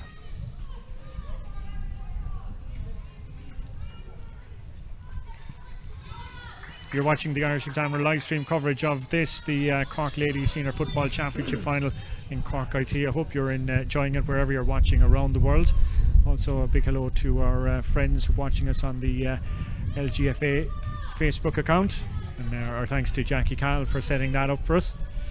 Part of a hectic weekend of live stream coverage here on the Irish Examiner website, with 3 co-op superstores, Cork Premier Senior Hurling Championship quarterfinals on this weekend, right across the weekend. 1 tonight, Oisin Langan is on commentary duty for that, and then 2 tomorrow afternoon, and we hope to have your company for that. It's West Cork 3 goals and 5 points. It's Mourneabbey 2 goals and 9. It's good tackling from Anya Terry. West Cork, Anya O'Sullivan, who's coming back to help out defence and get Melissa Duggan on the motorbike on that far side again. Off she goes. Great play though by Catherine Coakley to slow her down, but it would take a big brick wall to slow down this lady, it seems. Dara Kiley scored that fantastic goal in the first half, going all the way back to her sister, to Emer. And she's gone right across to Rachel Murphy on the edge of the exclusion zone. And here they come again with the wing back Emma Spillane. And as Aoife said, how badly they need to get a score out of this, and it's opening up there for the centre forward for Rachel Murphy. It looked to be gone back to Anya O'Sullivan. It's going to hang in the wind there. Goalkeeper tracking it. Libby is under it as well, but it's gone out wide in the end. But as you said, Aoife, the West Cork badly need to get something. They do, out. And they're snatching a little bit at them now. But I think Mourneabbey are putting them under a lot more pressure now as well. Yeah, definitely Mourneabbey set up a lot better in the backs there. But West Cork definitely slowed down small a little bit, and we saw in the first half the damage that they did when they let the ball in fast and got the ball in fast to Libby. They're not doing it here, but in saying that, then Mourneabbey are better set up at the back. Yeah, Melissa Duggan yet again just herring on to it. She has caught the eye so much this afternoon. Lovely little pass out to the corner forward to Fiona Keating. Gone through Dara Kiley from distance. Dara Kiley looked to have liked the sight of that, well, claimed that there had been a touch on it, and the umpire and the referee agreeing, and that is a 45 in that one. By McCarthy, the manager down here, applauding. They've expended an awful lot of energy in the first half too. They look to be getting a little bit more tired. both sides, to be fair, but I do think then against the win, the suit Mourneabbey a little bit better. They've good strong ball carriers. Emer Kiley standing over this one. Opts to go short along the ground there, and well taken up there by the full forward Libby Coppinger. Still Libby Coppinger on the 21, and is she judged? And she has judged the win to perfection there. She has, and Libby using her low centre of gravity to her advantage big time there. She'd no sooner the ball picked up that she was turned and gone, and is definitely a real threat for West Cork, and they need to use her more. They do, don't they? She's really, actually Fiona here has been very quiet. She goes with jet pace. Yeah, it did well though to see the runner coming from distance, and that was Rachel Murphy. And Murphy deemed to have fouled the ball on that occasion, and it's a free out. Again, it's the age, as Bree said earlier, they're running into tackles unnecessarily. They need to move the ball quickly. This is where the experience that Bree talked about really comes into play, doesn't it? Yeah, big time. Like you can't give away that primary possession. It's so vital, and it's going to be so hard to get. You have to use it to your advantage. Okay.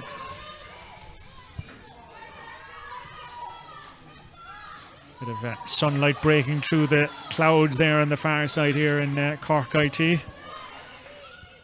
Well, who will it be shining on though come 20 minutes time? And West Cork are working so hard like that. Are they expelling a lot of energy when they could be using it better, but they're expelling a lot of energy at the moment. Yeah, great defending yet again over there having by an West unbelievable Cork. game. She's everywhere. But they are, as Bree said, they need to hold on to possession a little bit more. It's very hard to get it back once you lose it. She may not be the biggest player on the pitch, but I must say her impact today has absolutely been huge.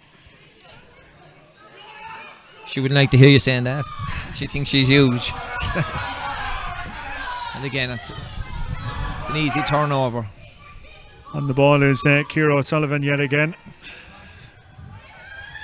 There's a runner or two inside her. Looked to be Ellie Jack that was screaming for it, but it was Roisin O'Sullivan that got on to the end of it and out the side. And the shot that's coming off, was it Ciara herself that got on to the end of it again? I think it was Darren actually that kicked. That was Darren, kicked but they're very economical with their scoring rate.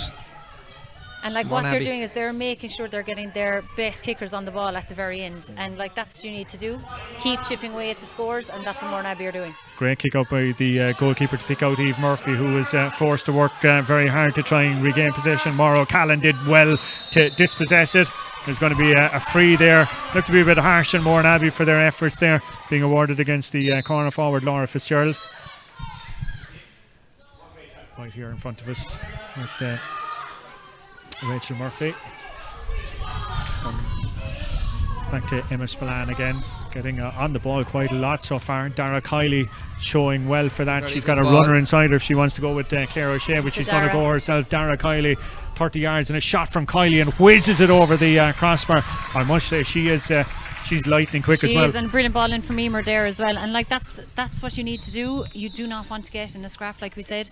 Quick ball into Dara, took her on the inside, backed herself and took her point.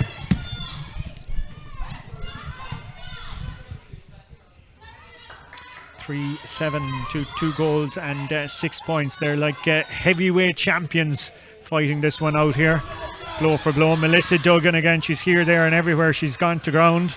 Hopefully she'll be okay. It's back with Ellie Jack now, and again some speed by her out as far as Roisin O'Sullivan. Great first time ball in towards Darren O'Sullivan. Darren holding up 1 or 2 tackles and shot away. Goalkeeper did well. Looked to be dipping under the crossbar, but the goalkeeper Martine O'Brien perfectly positioned on that one, and the ball finds its way. Great clearance out as far as Melissa Duggan, the star from Donny's, an all-star, a pharmacy student in Dublin. What's she going to concoct in the final few moments here? Dara Kiley, great first time ball towards Libby Coppinger.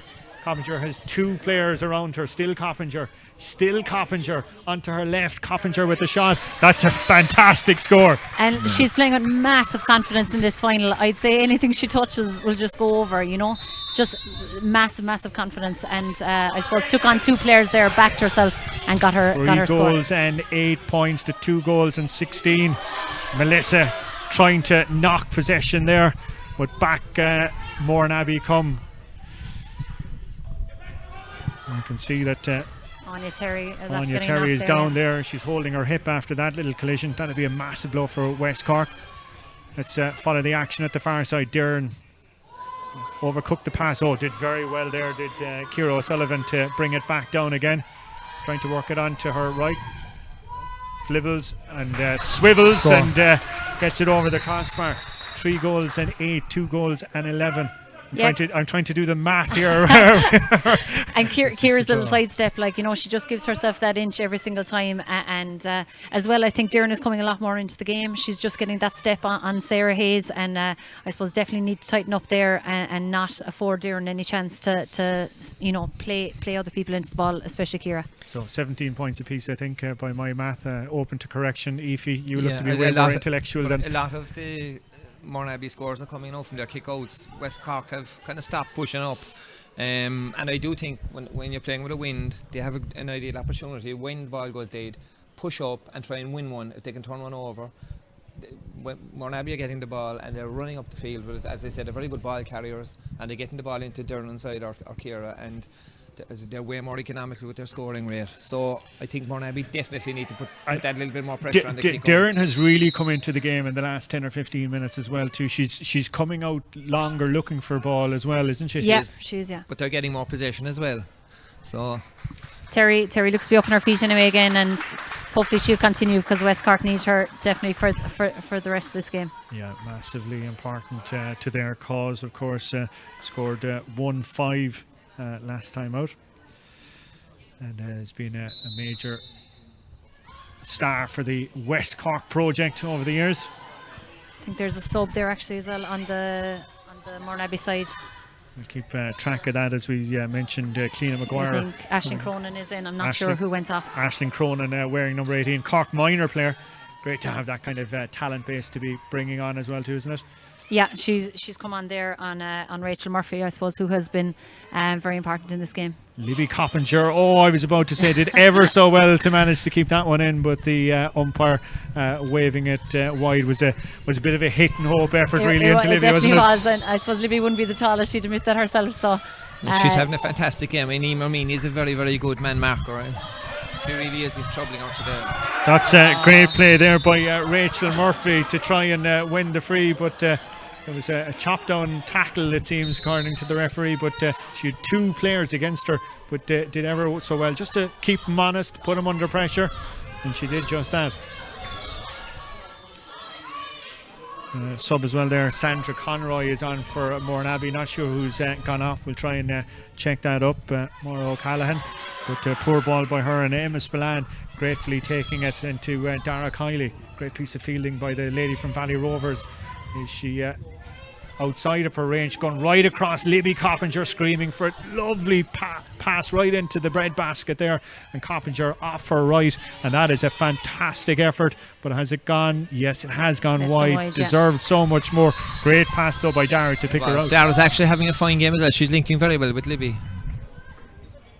And with that, we have the next water break. Our water break, and No, it's in the melting pot. No, it's in the melting pot. Yeah, you're dead right. And like, look, equal or even Stevens now again going into the last quarter, and it's who has more in the tank. You know, I suppose West Cork, a lot of their girls have a lot of football played now at the moment, with a lot of different clubs, and I suppose Mourneabbey haven't played now in 2 weeks, I suppose. And have definitely, you know, built up a head of steam in the last couple of games. So it's about who wants it more, who's ready to really dive on the ball, and I suppose who can, you know, who can really, you know, I suppose maybe deal with the wind better, who can deal with the 2 sets of forwards there, and it's definitely going to come down, I think, to a kick of the game anyway at the very end of this. Yeah, I think, Brian, like we're talking, I think it's just to keep the girls calm.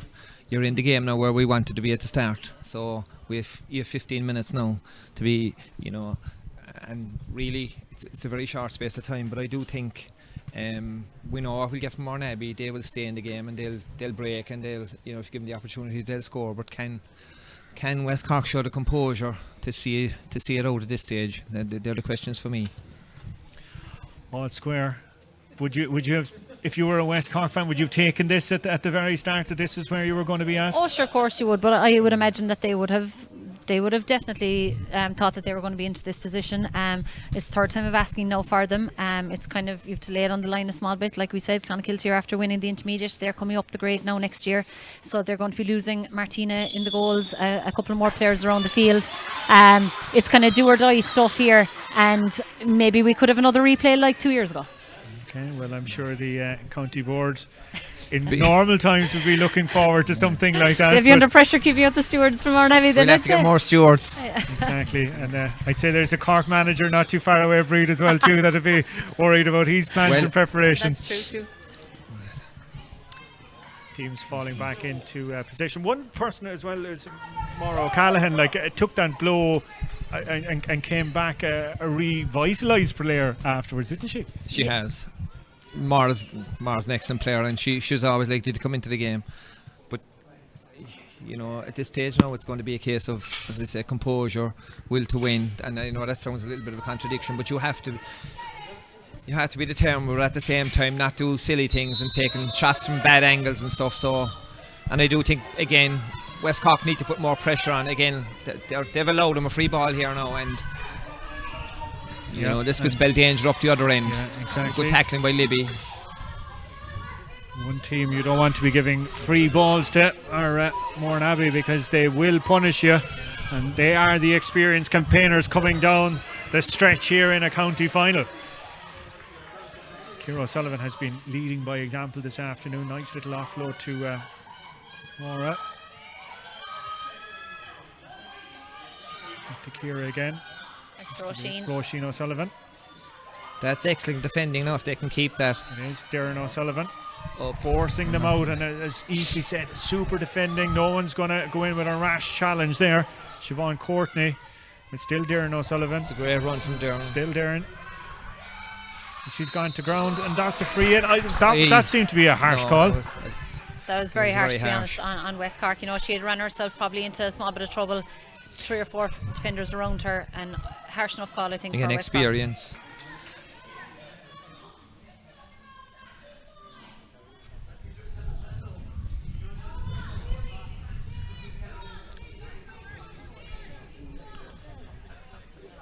Is it Ellie Jack that's going to take this one? Yes. Here comes the kick. And it's sailed wide.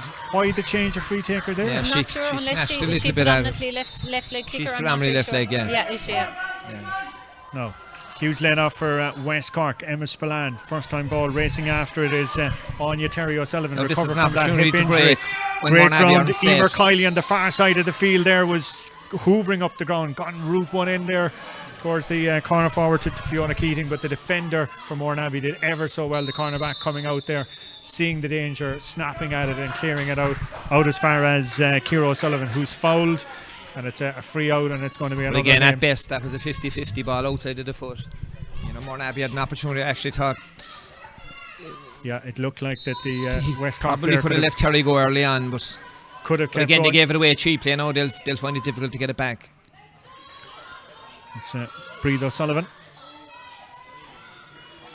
And whilst that's great from Libby, you don't want her back there at this stage of the game, really. Ciara O'Sullivan now. Back to Breed.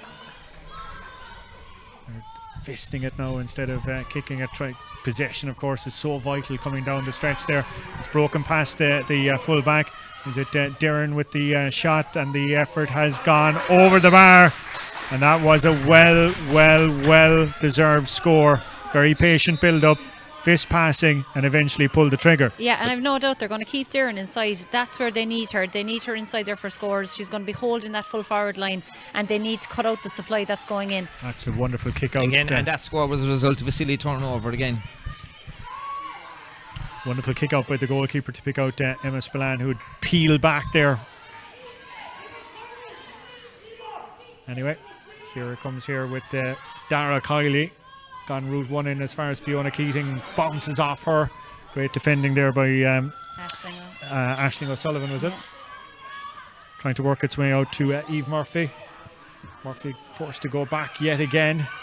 So with Anya O'Sullivan, and the shot then coming from distance from Emer Kiley, and a rush shot and gone wide. And I think those last two passages of play show the difference between the sides. That's it, massively. Like, Mourneabbey will not give away, I suppose, easy possession. They'll keep recycling.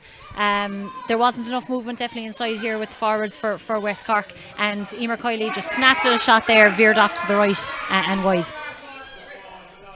Comes Aisling Cronin was the substitute that came on. It's Catherine Coakley on the ball, riding out 2 tackles, getting it in as far as Breathe O'Sullivan, forced to look backwards, going back as far as Maura O'Callaghan, who great little pass by her, and the shot that's come from her midfield partner Roisin O'Sullivan, but that one has been driven wide. But again, it just shows the composure. There was always somebody on a shoulder, someone calling for it. There's always someone running off the shoulder. There's always, I suppose, that, hold the ball and that support is coming. Someone good pressure from for the option. Great pressure, putting the full-back Sarah Hayes, good ball player from Ross Carbery. Well, former under-21 Munster championship winning captain, defeating Kerry. Dara Kiley. She's going to go first time again towards Libby Coppinger. Big ball though for the full forward. Did ever so well to win possession, and Libby's on the bike now. Still Libby Coppinger being pulled down. And that's going to be a free in, and that's going to be a booking as well. Coppinger did so well. Libby's giving an outstanding performance. She had no right to win that ball initially. She's giving Emer plenty to think about anyway, and she's definitely has her hands full. Her ball with winning has Libby. been phenomenal, and her running with the ball, her speed, her tenacity. But again, that was a ball, that was made purely by Libby's determination. Exactly. It wasn't the perfect pass. The perfect pass by any manner of means. But they should draw them level now and again with 10 minutes to go, so it's nip and tuck. But after this kick out, I would imagine that if West Cork decided to put a lot of pressure on the outside, they're playing with a sweeper now. At this stage, I'm not so sure whether that's necessary, to be honest about it. They can always drop off. If they pushed up one, the sweeper could drop off. If Mourneabbey won the kick out, but Mourneabbey will always have one extra here now, so we'll see. There's a sub coming on here. Yeah, yet again a drawn game here. Substitute that's coming on for West Cork is wearing number 19. It's Maeve O'Donovan from Clonakilty. Yeah, I think she played in the semi-final versus versus Ahada, wasn't it? Yeah, Eve was injured for a couple of weeks there. She missed the last game, so yeah, and she put in a great stint, in fairness to her. Did. Like really did as much as she could. So hopefully Maeve will take up her mantle there. The pressure's on, and let's see now how Mourneabbey are going to come out on this one, or more importantly, what West Cork are going to do to try and halt the champions. That's great pressure. Great to see Ciara O'Sullivan back helping out her defence. It's Maura O'Callaghan again. She's flying since her little enforced break. Back to Ciara O'Sullivan, who's tracking up and down between the two 45-yard lines in the course of the afternoon. Maura O'Callaghan being held up by 2 players. Yeah, that had to be a free there. Over exuberant tackling by Anya O'Sullivan and Melissa Duggan. And no complaints there from West Cork. But again, watching the patient build-up play of Mourneabbey. No one's going to take a silly decision. They've been down this road before. They know what to do, and they know who to give it to. And it's great then when you've got the likes of Darren O'Sullivan inside in your full forward line available for it. An unlikely mistake, a commentator's curse there, Breeze. Yeah. I think so. The pace of the game has dropped fairly substantially, but that's understandable. And I think, when you get tired, your brain starts doing silly things, and there'll be lots of mistakes now, I'd imagine, between now and the full-time whistle, to be honest. So yeah, both teams, in fairness, have exerted they've given everything, huge haven't it? It's been a fantastic. Huge energy. It's been a great game. 2 goals and 12 points, 3 goals and 9 points. It's an incredible spectacle of ladies football, and we are in the Irish Examiner delighted and thrilled to be broadcasting this game, and as part of our live stream service right across Cork, around Ireland and around the world. Wherever you're watching, I hope you're enjoying the game, and don't forget, more action tonight on our feeds. We have Co-op Superstores. Good pressure Cork there Premier from West Cork. Senior Hurling Championship quarterfinal. What a spicy derby in store between SARS and Erin's Own. There's a massive space now being left inside, yeah. and I suppose, like we said earlier in the first half, they need to hold those 2 inside forward lines. Libby and Fiona Keating, I suppose, need to hold inside, but it's gone a small bit scrappy there now with a couple of frees, a lot of balls being turned over in both directions, so I think the next score is going to be vital for whatever side gets Coppinger is on the ball. If anyone's going to manufacture a score, it's going to be Libby jinking that way, and Dara Kiley, what a strike! What a goal by Dara Kiley! Out of nothing. That was outrageous. In fairness. Incredible piece of skill by the lady from Valley Rovers, but what a piece of skill by Libby Coppinger as well. From Libby, yeah. What a ball in from Libby, but what a turn completely threw her defender the wrong way and just turned low, hard, bottom right-hand corner. What a goal. 4 goals and 9 points to 2 goals and 12. Game on here in Cork CIT in the Cork Ladies Senior Football Championship final. Mourneabbey chasing 7 in a row. West Cork chasing their first ever Cork Senior Football Championship title. The clock ticking on. Yeah, we've no clock here now, so we don't know what's left. Of course, we will have a few stoppages as well too for those injuries, and as well subs coming on. Ciara O'Sullivan into Darren O'Sullivan. Darren O'Sullivan being held up by the fullback. Still Darren getting the shot away, and it's spun wide. Nobody getting on it. It was one of those Kieran MacDonald outside of the boot efforts. Darren's normally deadly from that range. In fairness, yeah, and I suppose like Darren, anytime she gets the ball, she just poses huge threat to West Cork. But look, that one just tailed off there to the right and wide. Getting word in my ear appears to be 1 minute left is on the my God, timer. that was quick. That was a quick quarter. Where does Melissa Duggan get her energy? She's told that we've a minute left, but we will have some bit of injury time, I'm sure, given all the chopping and changing that we've had. Can Mourneabbey produce something coming down the stretch? It's Breed O'Sullivan that's on the ball there now, the captain of the side in the corner forward. Pitch opening up for Breed O'Sullivan. She's been pulled back there by Emer Kiley. It's gone into Darren O'Sullivan. The shot along the ground. Oh, and a great block on the ground by Siobhan Courtney, getting her leg to it. But again, West Cork, a cheap ball given away, and that could have been very costly there. Yeah, just like that. Like, I suppose, look, small bit of inexperience. Maeve O'Donovan. The substitute, Yeah, just a young player and just got caught in the tackle. They need to move the ball, don't they? They need to keep moving the ball on West Cork too. Yeah, but the difference then on the Mourneabbey side is you can be guaranteed that they will put the ball through all their experienced players in the last minutes of this game. Yeah. I'd say Mourneabbey or West Cork would want to park the bus there now if there's only a small bit left. Well, yeah, with a minute of regulation, but as I say, we probably will have some other few bits and pieces. That's what I'm getting anyway. We'll see if that is the case. No boards or anything in action here. Maybe it's more than a minute. I'm told by someone that's tracking it here behind us on one of our screens that they had it as that.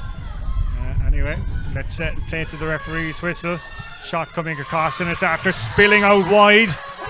West Cork are just throwing bodies everywhere. They do not want to let this final go. No, they are determined to not make this, I suppose, the same result as last year. Yeah, and to be fair to Mourneabbey, they're finishing like champions. They're everywhere there. We're told 2 minutes into stoppage time is the word that I'm getting here in the earpiece. This possession going to be vital yet again, as we've said. And it's Mourneabbey here on a great hand going in and a tackle and 2 players down on top of it, and it's a free out. It's a free out for West Cork. They're going to be in no rush to take it. Yeah, great hand in there by Claire O'Shea. And West Cork would really want to slow it down and hold possession, to be honest. Exactly.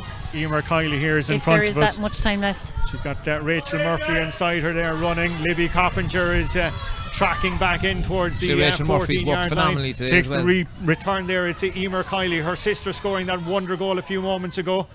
Back in there towards the corner forward, Dara Kiley.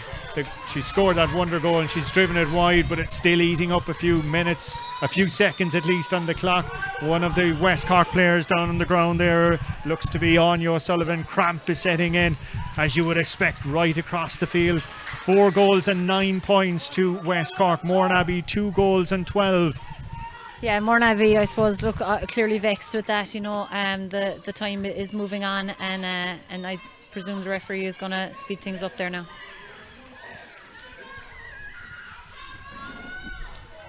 (4-9) to 2 goals and 12. The referee standing over Anya O'Sullivan as she's getting the treatment. I'm sure the Mourneabbey players, far, as you said, Breed, far from impressed with this. Heartbreak for West Cork over the last number of years, with defeats in finals to Mourneabbey. A substitute being warmed up down there. It's another Clonakilty player, Moira Barrett, wearing number 21. Will she see game time? Poor Anya O'Sullivan is out on her feet, limping there. I think the time has gone over. Maybe we got our clock wrong.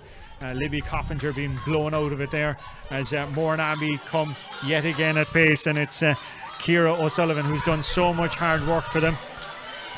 Anya O'Sullivan still down with cramp. Great to see one of the Mourneabbey players helping her out there. I think there's four girls have cramp at this stage. It's been and a wonderful piece of play there back by the centre back there, and she's been pulled back.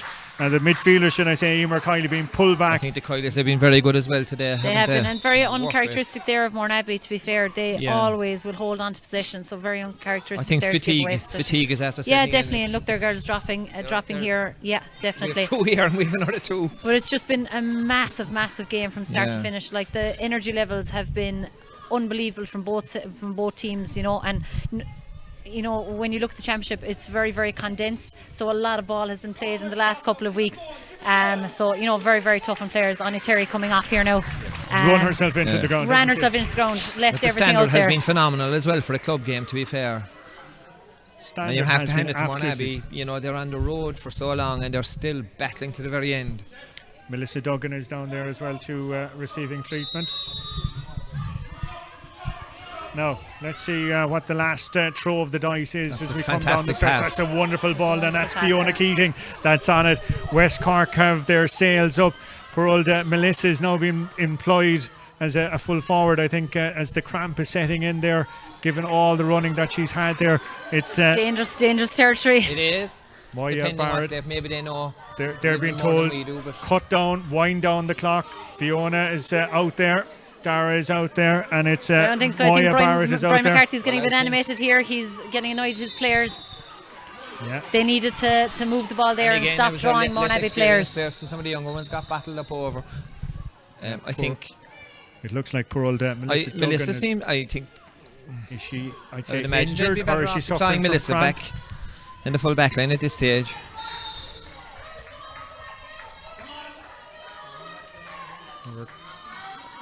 It's important now for West Cork to try to get a stop here as much as possible. Mourneabbey taking an extra few yards to it with that one.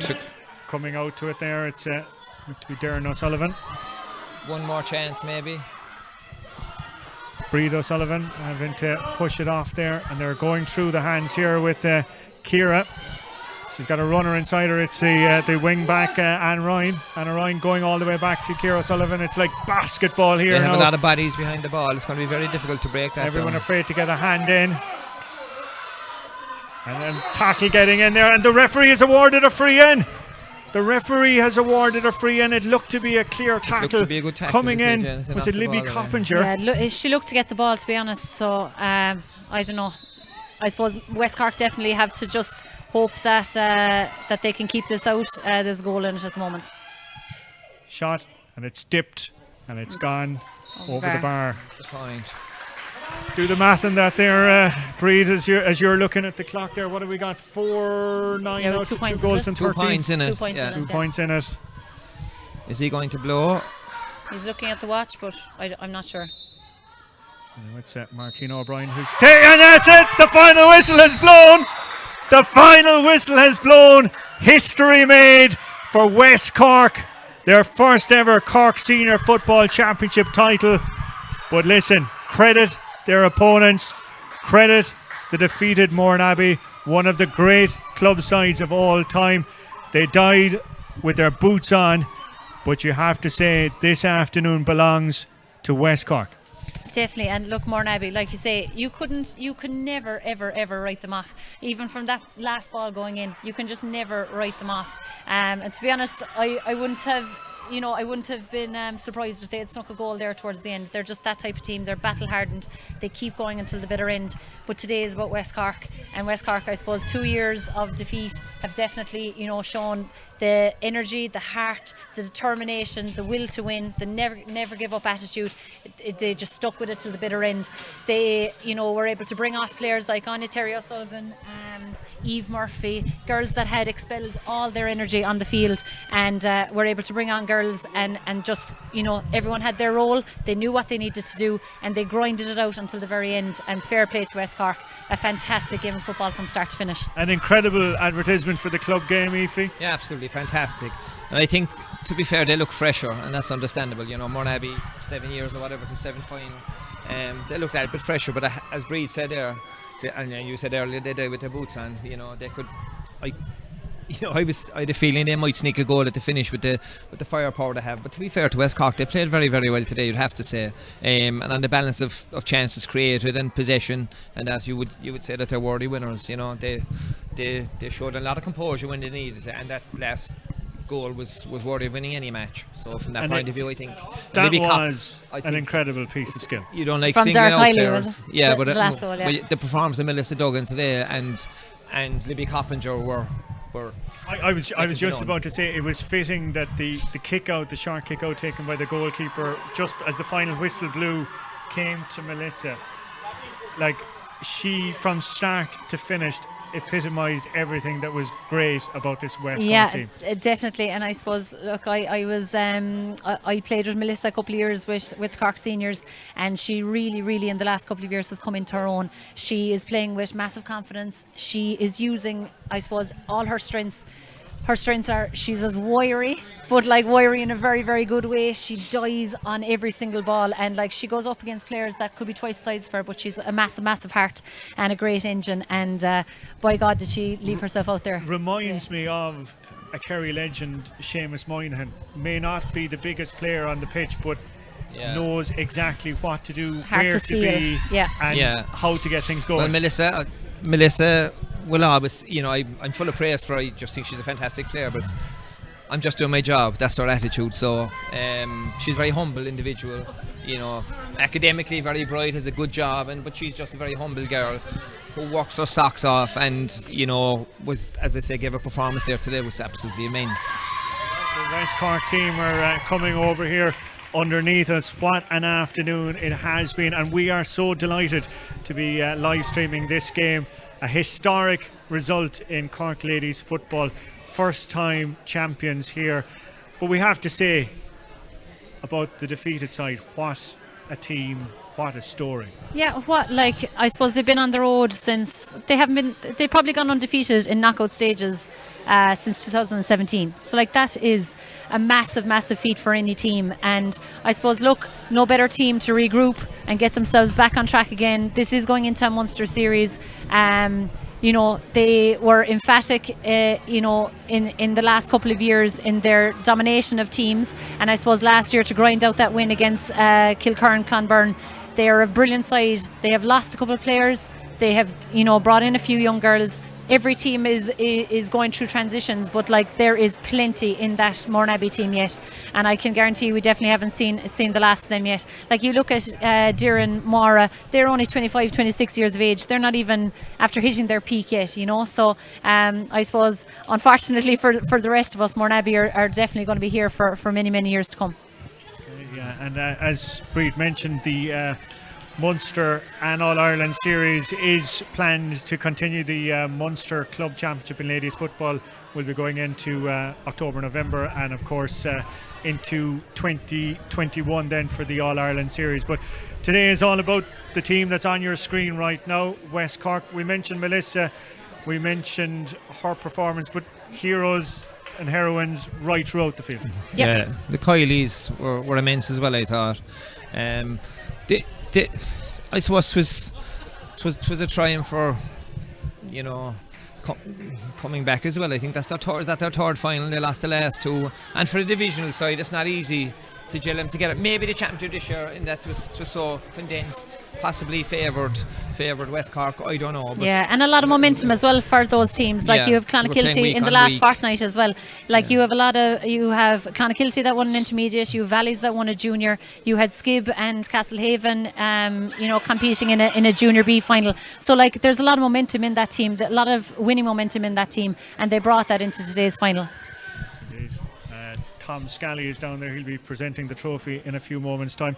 That goal from Dara Kiley, we have to come back to that again, worthy of winning any match. Yeah, well, the Kyler's very good soccer players as well. They've an awful lot of basic skills, but the way she took that away, last couple of minutes of a game, of this importance, there was no saving it. It was a fantastic finish. And you probably would have been happy with her to take the point at that stage, but to take on her player and just, I suppose, sell the dummy and put it away the way she did took a lot of confidence, and she's still a very young player as well, so very, very good for West Cork.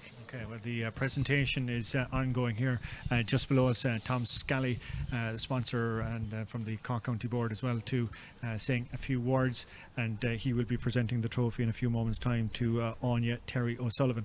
But in terms as well, we have to mention tactically how West Cork got it right, considering the concession of that opening goal and the pressure that they were putting on in attack on the outcoming Mourneabbey defence. Yeah. Well, I suppose, look, like we said, this is their third time of asking now. They've played each other probably 6-7 times over the course of 3-4 years. They know each other inside out. The Mourneabbey team hasn't changed that much in the last couple of years, whereas maybe West Cork have players in, players out, small little bit. So they know Mourneabbey inside out. They know who their target people are. They know how they want to receive the ball. They know how to try to cut it out. And I suppose maybe for 2 years they didn't get that matchup right, whereas today they definitely had their homework done. They set up correctly. They didn't panic, and maybe in years previous, maybe it was that panic that set in, and that togetherness that a club would normally have. Today they showed that they played like a club. Yeah, and once they got their sweeper system right, like Ciara wasn't able to break. If she broke a tackle, it was the second girl there for her. Some Mourneabbey really after the second goal. I can't remember any clear-cut goal chance Mourneabbey had after that. So the last 5 minutes was just a matter of getting bodies back, but I do think they never looked like conceding a goal once they got themselves right, and that's the most important thing, because they always have the firepower up front themselves. They'll always create chances. So whether you could argue that they got a right tactically, I don't know. I just think there was a little bit more in them today. There was more in their legs. They looked that bit more determined. Okay, their tackling was immense as well. Anya Terry received the trophy from Tom Scally, greeting the applause of the West Cork squad and management team under Brian McCarthy. And what a momentous occasion that is, and what a historic occasion is. And I suppose, Breed, it is sad in a certain way that West Cork don't have their family, their friends, their fans here to witness this afternoon. Yeah, it is, and I suppose West Cork is made up of something like 11 clubs, stretching from Allahees to Innishannon. And like I said before, imagine if this stadium was full like it was the last 2 years. What an atmosphere would have created. I definitely think the roof would have been blown off it. But look, I suppose the streaming is the next best thing, and what a service it has been, throughout championship all over the county and the country. So it's the next best thing, and I suppose I can guarantee there's plenty sitting rooms hopping, I suppose, in West Cork now. Yeah, delighted. Our pleasure and privilege to be able to bring the game to so many people that couldn't attend, and hopefully that will be changing in the weeks ahead. If you were going to have to ask you about the day job and about the championship. Well, I have major reservations about the championship as it stands in terms of health and safety, and not so much the COVID, but the fallout from the COVID. I mean, if we don't have showers, we have girls travelling an average of 75 miles a night, most girls. If we don't have showers and hot food and that, you're driving, say, Anya Terry have to come from Castletown Bear in the middle of winter, and we're not getting any answers. I'm blue in the face from talking to the LGFA about, what's the situation if, and, how do we contract this? It's going to be very dangerous, I feel. The carpooling is another issue. If you can't carpool, you have inexperienced drivers, young girls coming, maybe their mothers having to drive them and that. So the club thing has been fantastic, and it's been a great success. But we're moving into the worst of the weather now for the next 3 months, and if somebody gets COVID, then say during the week or threaten COVID, you're out of the championship. If the weather is very bad and they can't get a pitch, what do they do then? So there's no answers to any of these things, because there's no. And then the camogie then is on similar weekends to when we're playing. So there's a whole range of things. And then the Munster Club Championship is in October, so our preparations, obviously with Mourneabbey in it, and there'll be Clonakilty and Valley Rovers as well. There's a whole range of things there for me, but primarily it's the safety of the girls, really, in terms of their travel. And whilst I suppose you might get away with the travel, but if you haven't got a shower at the end of a long training session, driving 60 or 70 miles home, I don't think that's acceptable. And as well as that, the extra cost in if they can't carpool. The girls don't get any expenses, so it's going to be doubly difficult. And getting to matches, there's a whole range of things. So we need answers to those things, I feel. Going back to the football side of it, we're supposed to go back training this week. We'll sit down and we'll plan and we'll have a look at it. But I do think they need to answer fundamental questions before we proceed with the competitions themselves. Because at the end of the day, who's it benefiting if you can't have crowds? There's 4 matches on the ladies side of things, two group matches. If you're successful there, you have a semi-final and a final. A final 6 days before Christmas, it's very difficult, I think. Very challenging. So, I presume the ladies, chiefs and the GA and the RFU and everyone like that are waiting on government's roadmap next week. Yeah, but that's not going to change the winter, and it's not going to change. With the COVID, I just saw on my phone there's another 159 cases today and a couple of more deaths. So I think that's quite serious in itself. And again, at that side of it, like I have 2 elderly parents at home, and likewise some of the girls, a lot of the girls are frontline workers, be they teachers or nurses or doctors or whatever. And I'm talking nationally now, not just the Cork girls. So there's a lot of factors to look at before we decide that this competition is worthwhile doing. And I do think we certainly need the fundamentals right anyway, in terms of, as I said, the dressing rooms and showers and stuff like that, because you can't ask anybody at that time of the year, I think, to sit into their car and drive home after. It's okay for the city. Well, we don't have too many city girls, but if you have to sit into a car and drive home in wet clothes or just changing your clothes, you're going to get sick and whatnot. So. But we'll see. I mean, and I know it's very difficult, and it's difficult for the government and NEFIT, and things change every 5 minutes. But I do think in terms of sport and that, we do need to get more answers before I'd be happy, certainly, to... Okay. Well, I suppose we can be thankful that we've had a county championship at least. And it's been brilliant, hasn't it? And it has been a fantastic competition, and it has been a fairy tale ending as well too, Bridge, finally. Yeah, sure. I suppose it has been a fairy tale ending for West Cork, and I suppose, look, if anything, I think this year has definitely proven, how a split season could definitely work, and I would definitely be an advocate for it. I think it has been absolutely amazing for clubs. It has brought girls, I suppose, that maybe are caught a lot with county training. Maybe there's, they're training the same nights, can't be there with their clubs. It has just invigorated clubs up and down the country. And I suppose even, because of the streaming then as well, you're seeing fantastic games, fantastic club games. Clubs are coming together and streaming over YouTube, Facebook, and then you have, fantastic matches being shown. We saw the Dublin Championship, the Mayo Championship, the Tyrone one that ended in penalties. Like, when would you have gotten a chance to see that? Like, and amazing. They're very enjoyable. They are fantastic, and it's enjoyable. Brilliant to sit down at the weekend and just watch those games and that enjoyment. And I suppose then, like, for the county team, for the county players, obviously, look, not everyone is playing club football at the moment, and there's probably a long layoff for some. A lot of uncertainty: is it going to go ahead, is it not going to go ahead? But I think on a whole, any player up and down the country would be very, very happy to play a split season, half it with their club, and then go into a county setup. Yeah. Okay, that is where we're going to have to end it this evening. What an afternoon of football, and what an afternoon of analysis. Breed and Aoife, absolutely delighted to have your company alongside me. That's the noise in the background of the West Cork squad. The new Cork Senior Football Champions has a nice little ring to it for the first time ever. But credit also to the defeated Mourneabbey, 6-time champions in a row. The journey had to end somewhere. It ended here in Cork IT on a sunny Saturday afternoon. That is where we have to end our broadcast. Not our end of our broadcast though for tonight, because we have Co-op Superstores Cork Premier Senior Hurling Championship coming up in about an hour's time. That's with Oisin Langan. Hopefully you'll be able to stay tuned for that. But it is the end of our broadcast here from Cork IT on a wonderful weekend for West Cork and a wonderful weekend for Cork Ladies Football, and on a weekend that should have been the weekend of the All-Ireland Senior Final in normal times. And our friends in TG Carr and the Ladies Football have put together a little video to give us a little taste of what's to come. We're going to play out with that. Thanks to all the team here, thanks to Breed and Aoife, and thank you indeed for watching. Hopefully we'll have your company again very soon. Mary Kerman the leash, Cork second, hot point to Bartley, August top buzzer Puente, Cathay Bartley and a Flaher, August Trace Hucht, Nearacht, Surams Barim, and Heiki Nukasun, Hajit Takish Dachon Balsach.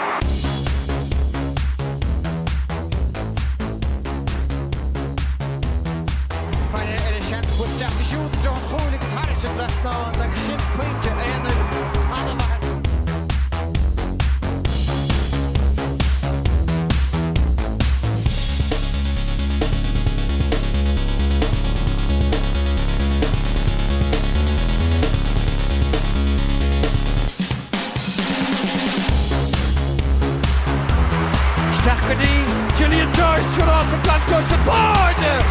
August Cathay on board against Cathay and then Clark.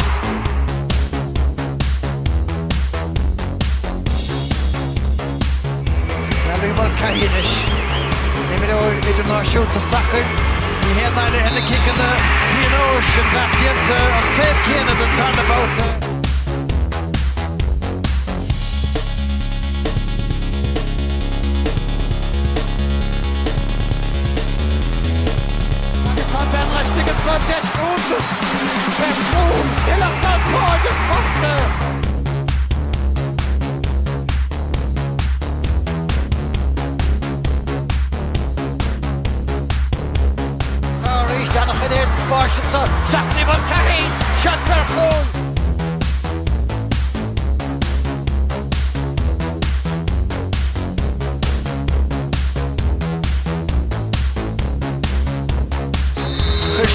The Packington Council on that here the Dietano Hatema has after party.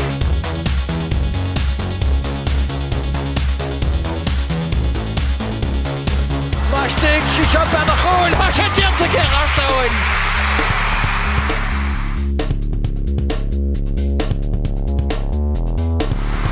Anachadin Sposh Cosatoni Milton Machatoni Cleon against the Tussin Shahin Chance.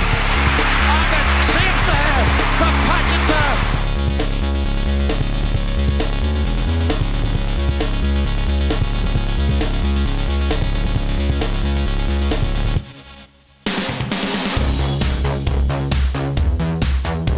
Dan is Stach en de tactics there, Mount again.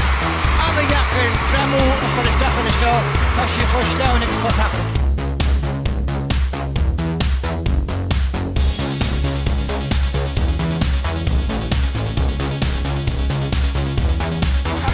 Get Kira Sullivan, let me on the hood, Stacharish to so, Shants and Khul on, he's kind of a Hosha fight again, and Scully.